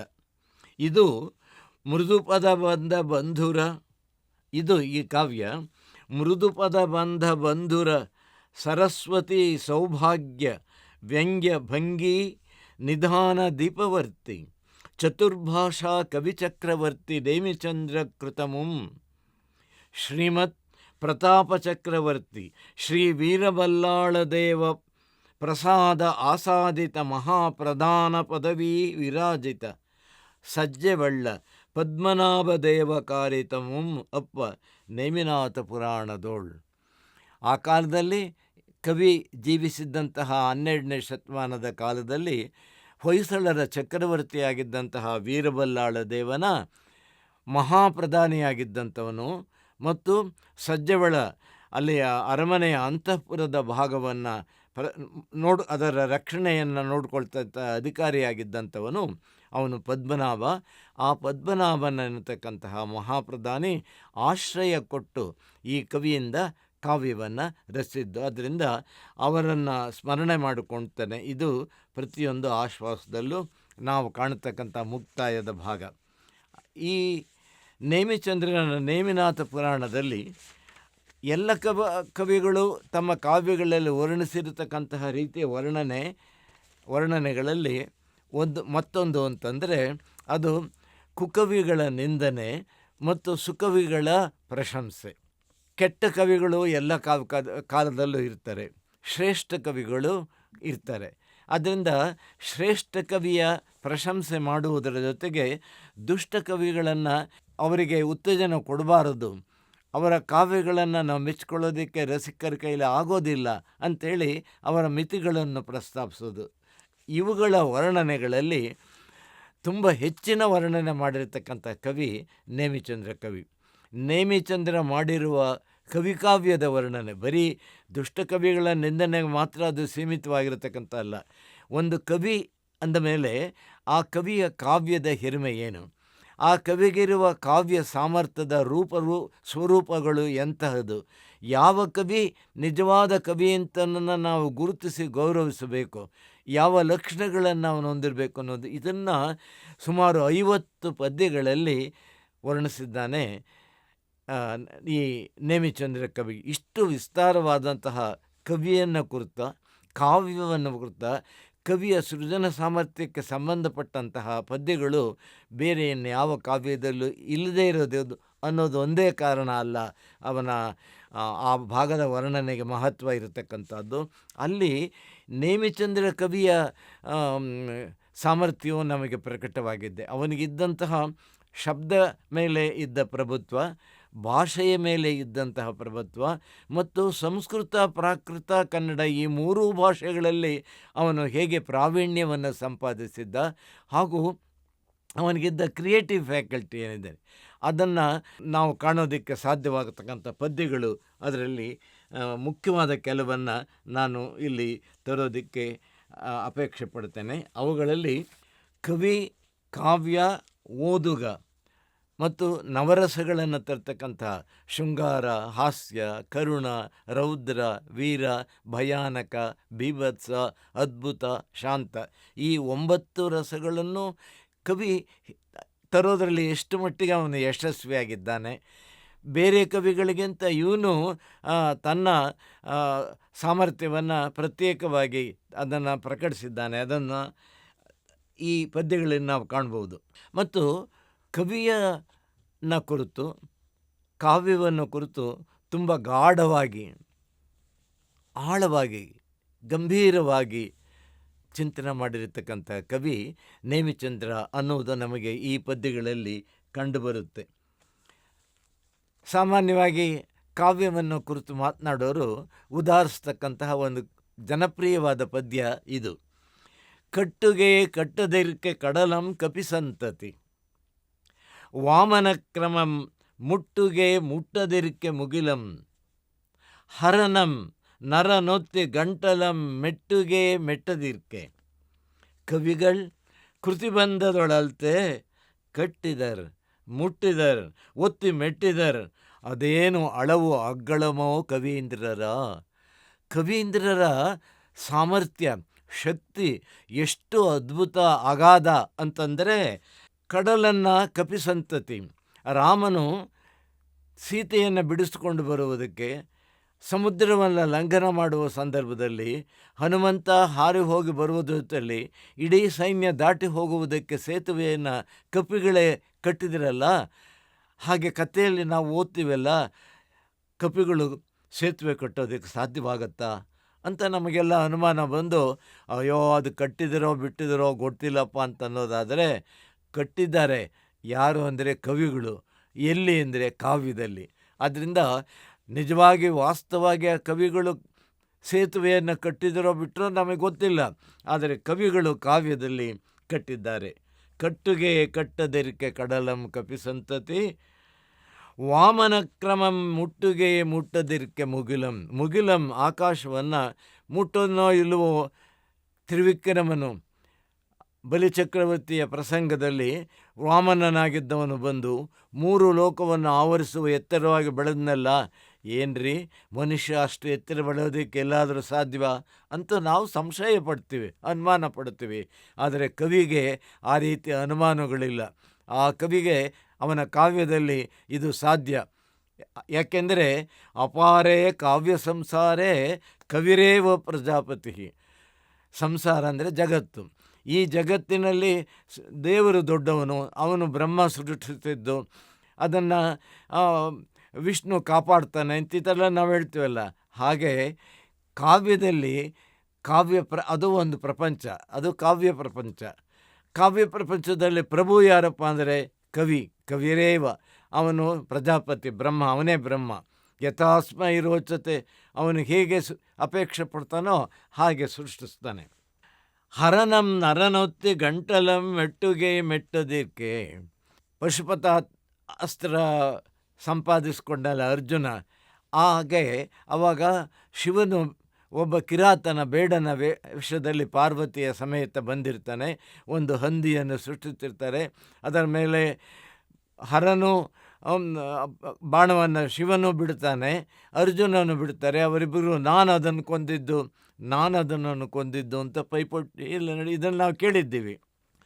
ಆಗ ಅರ್ಜುನ ಶಿವನ ಮೇಲೆ ಮಲ್ಲಯುದ್ಧದಲ್ಲಿ ಅವನ ಕೆಳಗೆ ಹಾಕಿ ಅವನ ಗಂಟಲನ್ನು ಒತ್ತಿ ತುಳಿತಾನಂತೆ ಅಂತೇಳಿ ಕಾವ್ಯದಲ್ಲಿ ಅದನ್ನು ತಂದಿದ್ದಾರೆ. ಎಲ್ಲಾದರೂ ಸಾಧ್ಯವೇ? ಶಿವನು ಅವನ ಮೇಲೆ ನರನು ಗೆಲ್ಲುವುದಕ್ಕೆ ಅದು ಸಾಧ್ಯವೇ ಇಲ್ಲ. ಆದರೆ ಲೋಕದಲ್ಲಿ ಅದು ಸಾಧ್ಯ ಇಲ್ಲದೆ ಇರ್ಬೋದು, ಆದರೆ ಕಾವ್ಯ ಲೋಕದಲ್ಲಿ ಅದು ಸಾಧ್ಯ. ಹರನಂ ನರನೊತ್ತಿ ಗಂಟಲಂ ಮೆಟ್ಟುಗೆ ಮೆಟ್ಟದಿರ್ಕೆ. ಕವಿಗಳು ಕೃತಿಬಂಧದೋಳು, ಕಾವ್ಯದ ರಚನೆಯ ಬಂಧದಲ್ಲಿ ಚೌಕಟ್ಟಿನಲ್ಲಿ ಇದನ್ನೆಲ್ಲವನ್ನು ಕಟ್ಟಿದರ್, ಮುಟ್ಟಿದರ್, ಮೆಟ್ಟಿದರ್. ಹೀಗೆ ಕವಿಗಳ ಸಾಮರ್ಥ್ಯ ಅದೇನೋ ಅದ್ಭುತ ಅಂತ ಇಂತಹ ಪದ್ಯಗಳಲ್ಲಿ ಅವನು ಸುಮಾರು 50 ಪದ್ಯಗಳು ರಚಿಸಿದ್ದಾನೆ. ಇನ್ನೊಂದು 4-5 ಪದ್ಯಗಳನ್ನು ನಾವು ನೋಡ್ಬೋದು. ಮರನೀಗುಂ ಮಣಿಯೀಗುಂ ಎಂದು ಪಶುವೀಗುಂ ಕೇಳಿಂ ಎಂದು ಓಳಿಯೋಳ್ ಪುರುಡಂ ಪುಟ್ಟಿಸಿ ಕುಷ್ಟಮಂ ಕೊನರಿಪರ್. ಕಲ್ಲಲ್ಲಿ ನಾರೆತ್ತುವರ್ ಮರುಳಂ ಮರುಳಾಗಿಪರ್.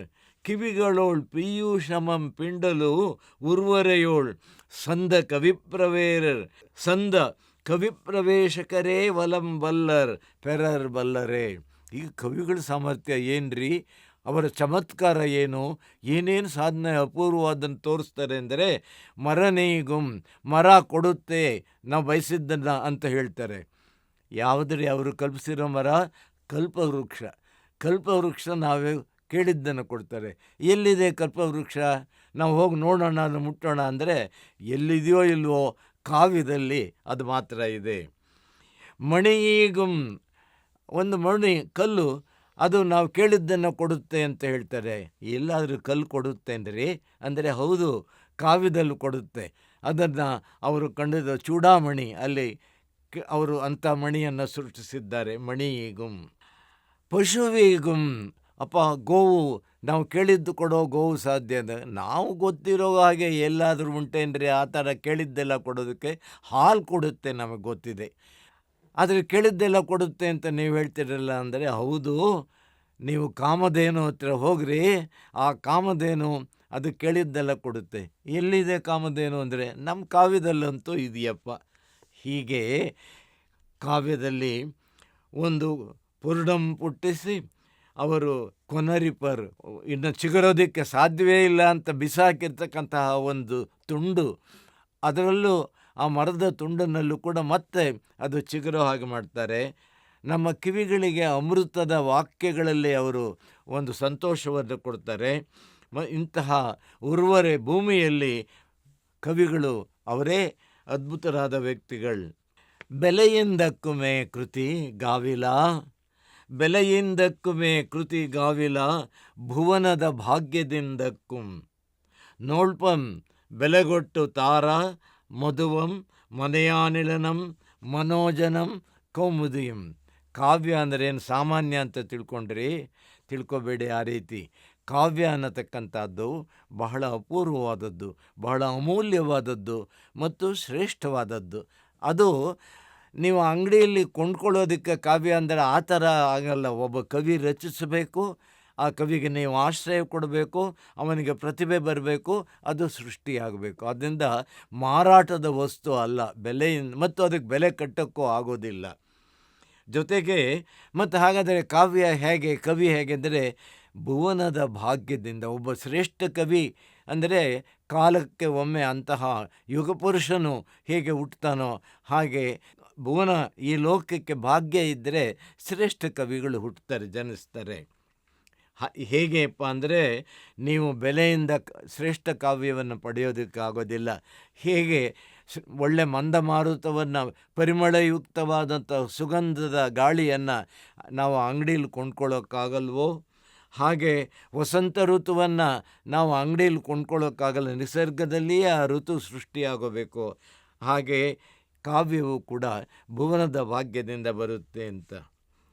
ಒಡವೆ ತನಗಪ್ಪೊಡಂ ಈ ರೀತಿ ಸುಮಾರು 50 ಪದ್ಯಗಳನ್ನು ಕವಿ ತನ್ನ ಕಾವ್ಯದಲ್ಲಿ ವರ್ಣಿಸಿ ಕವಿಗಳ ಹಿರಿಮೆಯನ್ನು ಆತ ಸಾರಿದ್ದಾನೆ. ಹಾಗೆ ಕವಿಗಳ ಹಿರಿಮೆಯನ್ನು ಸಾರುವ ಒಂದು ಸಂಕೇತ ಏನು ಅಂದರೆ, ಅಂತಹ ಹಿರಿಮೆಯ ಕವಿ ತಾನು ಎನ್ನುವುದನ್ನು ತೋರಿಸ್ತಕ್ಕಂಥದ್ದು. ದ್ಯೋತಕವಾಗಿ ಆ ರೀತಿ ತಂದಿದ್ದಾನೆ. ಮತ್ತು ಕಾವ್ಯವನ್ನು ವಿಮರ್ಶೆ ಮಾಡ್ತಕ್ಕಂಥ ವಿಮರ್ಶಕರಿಗೂ ಒಂದು ಪಾಠದ ಮಾತನ್ನು, ಎಚ್ಚರಿಕೆಯ ಮಾತನ್ನು, ವಿವೇಕದ ಮಾತನ್ನು ನೇಮಿಚಂದ್ರ ತನ್ನ ಕಾವ್ಯದಲ್ಲಿ ಹೇಳಿದ್ದಾನೆ. ಅಂದರೆ ಉತ್ತಮ ವಿಮರ್ಶಕರು ಯಾವುದು ಉತ್ತಮವೋ ಆ ಕಾವ್ಯ ಅದನ್ನು ಮಾತ್ರ ಗುರುತಿಸಬೇಕು. ಯಾರು ಒಳ್ಳೆಯ ಕವಿಗಳೋ ಅವ್ರನ್ನ ಮಾತ್ರ ಗುರುತಿಸ್ಬೇಕು ಹೊರತು ಸಾಮಾನ್ಯರನ್ನು, ಸಣ್ಣ ಪುಟ್ಟವ್ರನ್ನೆಲ್ಲ ನೀವು ಸ್ತುತಿ ಮಾಡೋದಕ್ಕೆ ಹೋಗಬಾರ್ದು. ಮತ್ತು ಇವನು ನಮ್ಮವನು ಅಂತ ತಿಳ್ಕೊಂಡು ಅವನ್ನು ಕೊಂಡಾಡೋದು, ಈ ರೀತಿ ಪಕ್ಷಪಾತವನ್ನು ಇಟ್ಕೊಳ್ಬಾರ್ದು. ವಿಮರ್ಶಕರು ನಿಷ್ಪಕ್ಷಪಾತದಿಂದ ಕಾವ್ಯದ ಗುಣಗಳನ್ನು ಗುರುತಿಸಬೇಕು, ದೋಷಗಳನ್ನು ಗುರುತಿಸಬೇಕು, ಅದರ ಮೌಲ್ಯವನ್ನು ನಿರ್ಧಾರ ಮಾಡಬೇಕು ಅನ್ನೋ ಮಾತನ್ನು ಹೇಳಬೇಕು. ಮತ್ತು ಸಾಮಾನ್ಯ ಕವಿಗಳನ್ನು ಅವನು ಹೇಗೆ ಹೋಲಿಕೆ ಕೊಟ್ಟು ಹೇಳ್ತಾನೆ ಅಂತಂದರೆ, ಒಂದು ಕವಿಗೋಷ್ಠಿ ನಡೆದಿದೆ.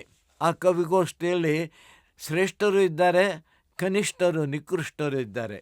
ನಿಕೃಷ್ಟರು ಅಥವಾ ಕನಿಷ್ಠರು ಏನು ಅಂತಂದರೆ, ಅವರು ಗಿಣಿಪಾಠದಾಗೆ ಎಂದುದನೇ ಎನ್ನುತ್ತಿರ್ಪರ್ ಗಿರಿಯಂದದಿನ್. ಒಂದು ಬೆಟ್ಟದ ಹತ್ರ ಹೋಗಿ ನಿಂತ್ಕೊಂಡು ನಾವು ಹೇಳಿದರೆ ನಾವೇನು ಹೇಳ್ತೀವೋ ಅದು ಮರುದನೆ ಅದೇ ಕೊಡುತ್ತೆ, ಗುಹಾಧ್ವನಿ, ಈಕೋ ಆಗುತ್ತೆ. ಹಾಗೆ ಇವರನ್ನು ಕೂಡ ಇನ್ನೊಬ್ರು ಏನು ಹೇಳ್ತಾರೋ ಅದನ್ನೇ ಇವನು ಹೇಳ್ತಾ ಇದ್ದಾನೆ ಹೊರತು ಇವನು ಹೊಸದಾಗಿ ತನ್ನ ಸ್ವಂತ ಕಲ್ಪನೆಯಿಂದ ಇಲ್ಲ, ಕಲ್ಪನಾ ಶ್ರೀಮಂತಿಕೆ ಇವನಿಗಿಲ್ಲ. ಎಂದುದನೇ ಎನ್ನುತ್ತಿರ್ಪರ್ ಗಿರಿಯಂದದಿನ್ ಅತಿ ನಿಶಿತ ಸುಕವಿ ವಾಕ್ಕುಲಿಶಂ ಬೀಳ್ತಂದೊಡಂ ಎರ್ದೆಯಂ ಸೀಳ್ದೊಡಂ. ಒಂದು ಅಕ್ಕರಮಿಲ್ಲ, ಅವನ ಎದೆ ಸೀಳಿದರೂ ಒಂದು ಅಕ್ಷರ ಇಲ್ಲ ಅಂತೀವಲ್ಲ, ಹಾಗೆ ಅಂತಹ ಸಾಮಾನ್ಯರೆಲ್ಲ ಇಲ್ಲಿ ಕುಳಿತುಕೊಂಡು ಇದ್ದಾರೆ. ಆದ್ದರಿಂದ ಅವರಿಗೆ ನೀವು ಬೆಲೆ ಕೊಡುವುದು ಸರಿಯಲ್ಲ ಅಂತ. ಇನ್ನೊಬ್ಬ ಕೂತ್ಕೊಂಡಿದ್ದಾನೆ, ಅವನು ತಲೆದೂಗುವನ್ ತಲೆಯಂ ತೂಗುವನ್ ಒರ್ವನ್ ಉರ್ಬಿ ಕೆಲದೋಳ್ ಕಾಳ್ಗಬ್ಬಮಂ ಕಟ್ಟಿ ಕೋಟಲೆಗೊಂಡು ಊಳ್ವನ್ ಒರ್ವನ್ ಒಲ್ದು ಅವನ ಚಾತುರ್ಯಕ್ಕೆ ಕೈವಾರಮಂ ಪೊಲಗಟ್ಟು ಅವನ ಚಾತುರ್ಯಕ್ಕೆ ಕೈವಾರಮಂ ಪೊಲೆಗೆಟ್ಟು ಈವವನ್ ಒರ್ವನ್ ಇಂತು ಅಕಟಕಟ ಯಕ್ಷೋ ಯಾದೃಶ ತಾದೃಶೋ ಬಲಿ ಎಂಬ ಉಕ್ತಿಗೆ ದುರ್ವಿದಗ್ಧರೇ ಒಲಂ ನೋಂತರು. ಎಂಥ ದೇವರೋ ಅಂಥ ಭಕ್ತರು ಅವನಿಗೆ ಬೇಕಾದ ನೈವೇದ್ಯವನ್ನು ಅರ್ಪಿಸ್ತಾರೆ. ಇದು ಗಾದೆ ಮಾತು, ಸಂಸ್ಕೃತದಲ್ಲೂ ಇರ್ತಕ್ಕಂತಹ ಗಾದೆ ಮಾತು. ಸಾಮಾನ್ಯರ ನುಡಿಯಲ್ಲಿ ಇನ್ನೂ ಬೇರೆ ಬೇರೆ ಗಾದೆಗಳು ಇವೆ, ಅವುಗಳನ್ನು ಬಿಡೋಣ. ಇಲ್ಲಿ ಕವಿಗೋಷ್ಠಿ ನಡೆದಿದೆ. ಸಾಮಾನ್ಯ ಕವಿ, ಅದರಲ್ಲಿ ಆ ಕಾವ್ಯದಲ್ಲಿ ಸತ್ವ ಇಲ್ಲ, ಸಾಮರ್ಥ್ಯ ಇಲ್ಲ, ರಸ ಇಲ್ಲ, ಅದನ್ನು ಓದಿ ಮೆಚ್ಕೊಳ್ಳೋದಕ್ಕೆ ಸಾಧ್ಯವೇ ಇಲ್ಲ. ಆದರೂ ಒಬ್ಬ ಅದನ್ನು ಓದ್ತಾ ಇದ್ದರೆ ಅಂಥದ್ದನ್ನು ಇನ್ನೊಬ್ಬ ಆಹಾ ಏನು ಚೆನ್ನಾಗಿದೆ ಅಂತ ಹೇಳಿ ತಲೆದೂಗ್ತಾ ಇದ್ದಾನಂತೆ. ಇನ್ನೊಬ್ಬನು ಮಧ್ಯೆ ಮಧ್ಯೆ ಉದ್ಗಾರಗಳನ್ನು ಆಹಾ ಬಲೆ ಬೇಷ್ ಅಂತ ಅವನು ಹೇಗೆ ಅಂದರೆ ಊಳಿಡೋದು, ಸುಮ್ಮನೆ ಕೂಗ್ತಾ ಇದ್ದಾನೆ. ಆ ಧ್ವನಿಗೆ, ಆ ಮಾತಿಗೆ ಅರ್ಥವೇ ಇಲ್ಲ. ಅವನ ಚಾತುರ್ಯಕ್ಕೆ ಕೈವಾರಮಂ ಪೊಲೆಗೆಟ್ಟಿವನು. ಇನ್ನೊಬ್ಬ ವಿವೇಕ ಶೂನ್ಯನಾದಂತಹ ಅವಿವೇಕಿ ತಾನು ಮಹಾವಿಮರ್ಶಕ ಅಂತ ತಿಳ್ಕೊಂಡು ಏನ್ರಿ ಎಷ್ಟು ಚೆನ್ನಾಗಿ ಬರೆದಿದ್ದಾನೆ ಅಂತ ಸ್ತುತಿ ಮಾಡ್ತಿದ್ದಾನೆ. ಇಂಥವರೇ ಇದು ಜಾಗದಲ್ಲಿ ನಾನು ಇರಬಾರ್ದು ಅಂತ ಹೇಳಿ ಶ್ರೇಷ್ಠ ಕವಿಗಳು ಅಲ್ಲಿಂದ ನಿರ್ಗಮಿಸ್ತಾರಂತೆ. ಹೀಗೆ ಕವಿ, ಕಾವ್ಯ, ಓದುಗ, ವಿಮರ್ಶಕ ಇವೆಲ್ಲರ ದೃಷ್ಟಿಯಿಂದ ಒಂದು ಕಾವ್ಯ ಕ್ರಿಯೆಯನ್ನು, ಒಂದು ಕಾವ್ಯ ರಚನಾ ವಿಧಾನವನ್ನು, ಒಂದು ಕಾವ್ಯ ರಚನೆಗೆ ಸಂಬಂಧಪಟ್ಟಂತಹ ಸನ್ನಿವೇಶಗಳು ಯಾವುದು, ಅದನ್ನು ಪ್ರಶಂಸಿಸಬೇಕಾದಂತಹ ಅವನಿಗಿರಬೇಕಾದ ಅರ್ಹತೆ ಏನು ಅನ್ನುವುದೆಲ್ಲವನ್ನು ದೃಷ್ಟಿಯಲ್ಲಿಟ್ಟುಕೊಂಡು ಕಾವ್ಯ ಜಿಜ್ಞಾಸೆಗೆ ಸಂಬಂಧಪಟ್ಟಂತಹ ಅಪೂರ್ವವಾದ ಪದ್ಯಗಳನ್ನು ಬರೆದಿರುವ ಅನನ್ಯ ಕವಿ ಈ ನೇಮಿಚಂದ್ರ ಕವಿ. ಅವನು ರಚಿಸತಕ್ಕಂತಹ ಇನ್ನೊಂದು ಕಥಾ ಪ್ರಧಾನವಾಗಿರ್ತಕ್ಕಂಥದ್ದು ಅದು ಲೀಲಾವತಿ ಮಹಾಪ್ರಬಂಧಂ. ಆ ಲೀಲಾವತಿ ಮಹಾಪ್ರಬಂಧ ಕಾವ್ಯದಲ್ಲಿ ದೊಡ್ಡ ಕಾವ್ಯ, ಅದು ಅರ್ಧನೇಮಿ ಪುರಾಣ ಅದು ಪೂರ್ತಿ ದೊರೆತಿಲ್ಲ. ಆದರೆ ಈ ಲೀಲಾವತಿ ಮಹಾಪ್ರಬಂಧ ಆ ಕಾವ್ಯ ಸಂಪೂರ್ಣವಾಗಿ ಸಮಗ್ರವಾಗಿ ಉಪಲಬ್ಧವಿದೆ. ಅದು 14 ಆಶ್ವಾಸಗಳ ಚಂಪು ಕಾವ್ಯ. ಅದು ಶೃಂಗಾರ ಪ್ರಧಾನವಾದಂತಹ ಕಾವ್ಯ.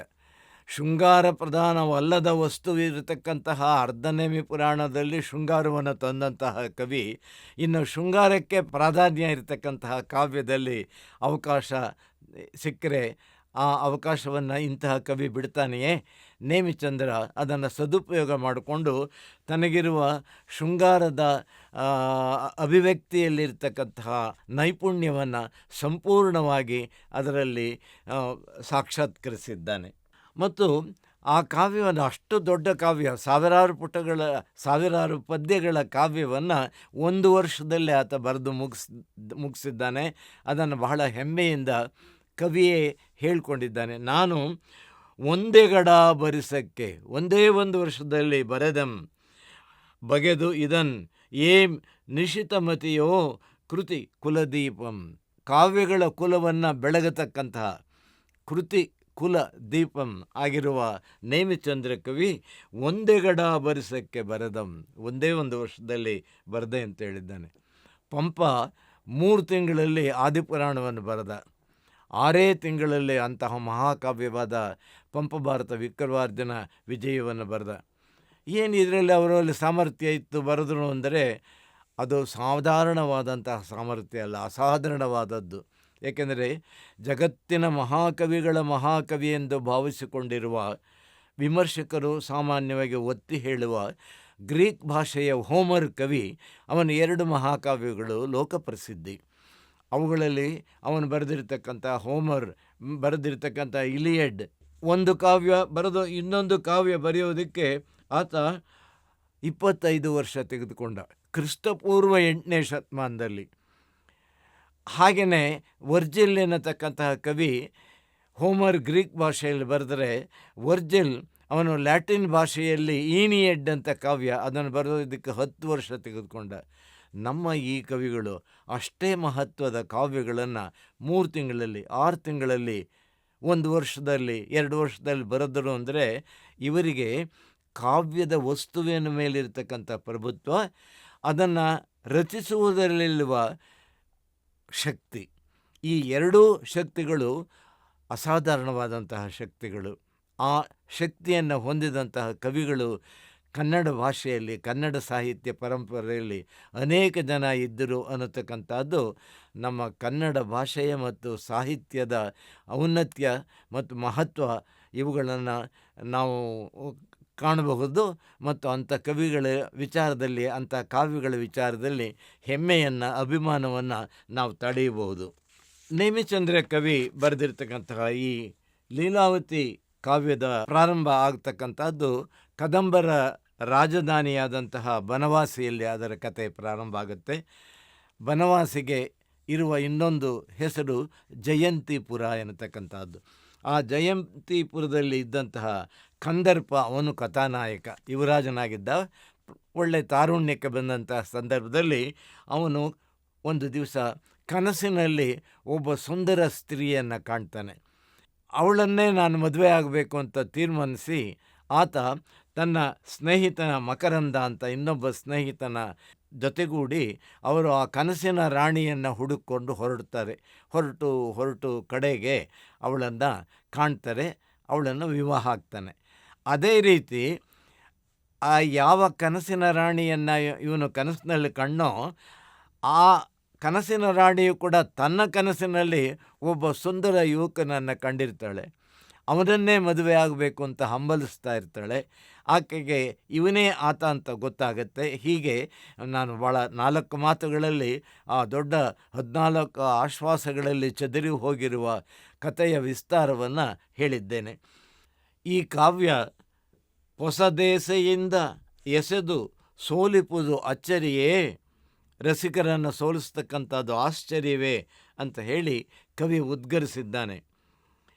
ಇದರ ಬಗ್ಗೆ ಒಂದು ಜಾನಪದ ಕತೆ ಕಲ್ಪನೆ, ಜನರು ಕಥೆಗಳನ್ನು ಕಟ್ತಾರಲ್ಲ, ಹಾಗೆ ಕಾವ್ಯ ವಲಯದಲ್ಲಿ, ಕಾವ್ಯ ಪ್ರಪಂಚದಲ್ಲಿ ರೂಢಿ ಇರತಕ್ಕಂಥ ಒಂದು ಲೀಲಾವತಿ ಪ್ರಬಂಧ ಕಾವ್ಯಕ್ಕೆ ಸಂಬಂಧಪಟ್ಟಂತಹ, ನೇಮಿಚಂದ್ರನ ಕಾವ್ಯಕ್ಕೆ ಸಂಬಂಧಪಟ್ಟಂತಹ ರೂಢಿಯ ಕತೆ ಏನು ಅಂತಂದರೆ, ಇದು ಶೃಂಗಾರ ಕಾವ್ಯ. ಆ ವೇಳೆಗಾಗಲೇ ಸಂಸ್ಕೃತದಲ್ಲಿ ಬಾಣಕವಿ ರಚಿಸಿದ್ದಂತಹ ಕಾದಂಬರಿ ಕಾವ್ಯ ಅಂತ ಇತ್ತು. ಬಾಣನ ಕಾದಂಬರಿ ಕಾವ್ಯ ಬಹಳ ಪ್ರಸಿದ್ಧವಾದ್ದು. ಕನ್ನಡದಲ್ಲಿ 10ನೇ ಶತಮಾನದಲ್ಲಿ ಅದನ್ನು ನಾಗವರ್ಮ ಎನ್ನುವ ಕವಿ ಕನ್ನಡದಲ್ಲಿ ಕಾವ್ಯ ಅನುವಾದ ಮಾಡಿದ್ದಾನೆ, ಭಾಷಾಂತರಿಸಿದ್ದಾನೆ. ಸುಂದರವಾದಂತಹ ಕಾವ್ಯ, ಅದು ಭಾಳ ಪ್ರಸಿದ್ಧವಾದದ್ದು. ಸಂಸ್ಕೃತದಲ್ಲಿ 7ನೇ ಶತಮಾನದಲ್ಲಿ ಬಾಣನು ರಚಿಸಿದ್ದು. ಆ ಬಾಣನ ಕಾದಂಬರಿಯ ಶೃಂಗಾರಕ್ಕೆ ಲೀಲಾವತಿ ಕಾವ್ಯದ ಶೃಂಗಾರಕ್ಕೆ ಹೋಲಿಸಿ ಜನ ಲೀಲಾವತಿ ಕಾವ್ಯದ ಮುಂದೆ ಬಾಣನ ಕಾವ್ಯದ ಏನು ಅಲ್ರಿ ಅಂಥೇಳಿ ಆ ಬಾಣನ ಕಾದಂಬರಿಯನ್ನು ಸುಡಿಸಿ, ಆ ಬಂದ ಸುಟ್ಟ ಮೇಲೆ ಬರುತ್ತಲ್ಲ ಕಪ್ಪು, ಅದನ್ನು ತೆಗೆದುಕೊಂಡು ಈ ಲೀಲಾವತಿ ಕಾವ್ಯಕ್ಕಿಟ್ಟು ಇದೇ ಶ್ರೇಷ್ಠ ಅಂತ ಜನ ಗುರುತಿಸಿದ್ರಂತೆ ಅಂತ ಒಂದು ಪ್ರತೀತಿ.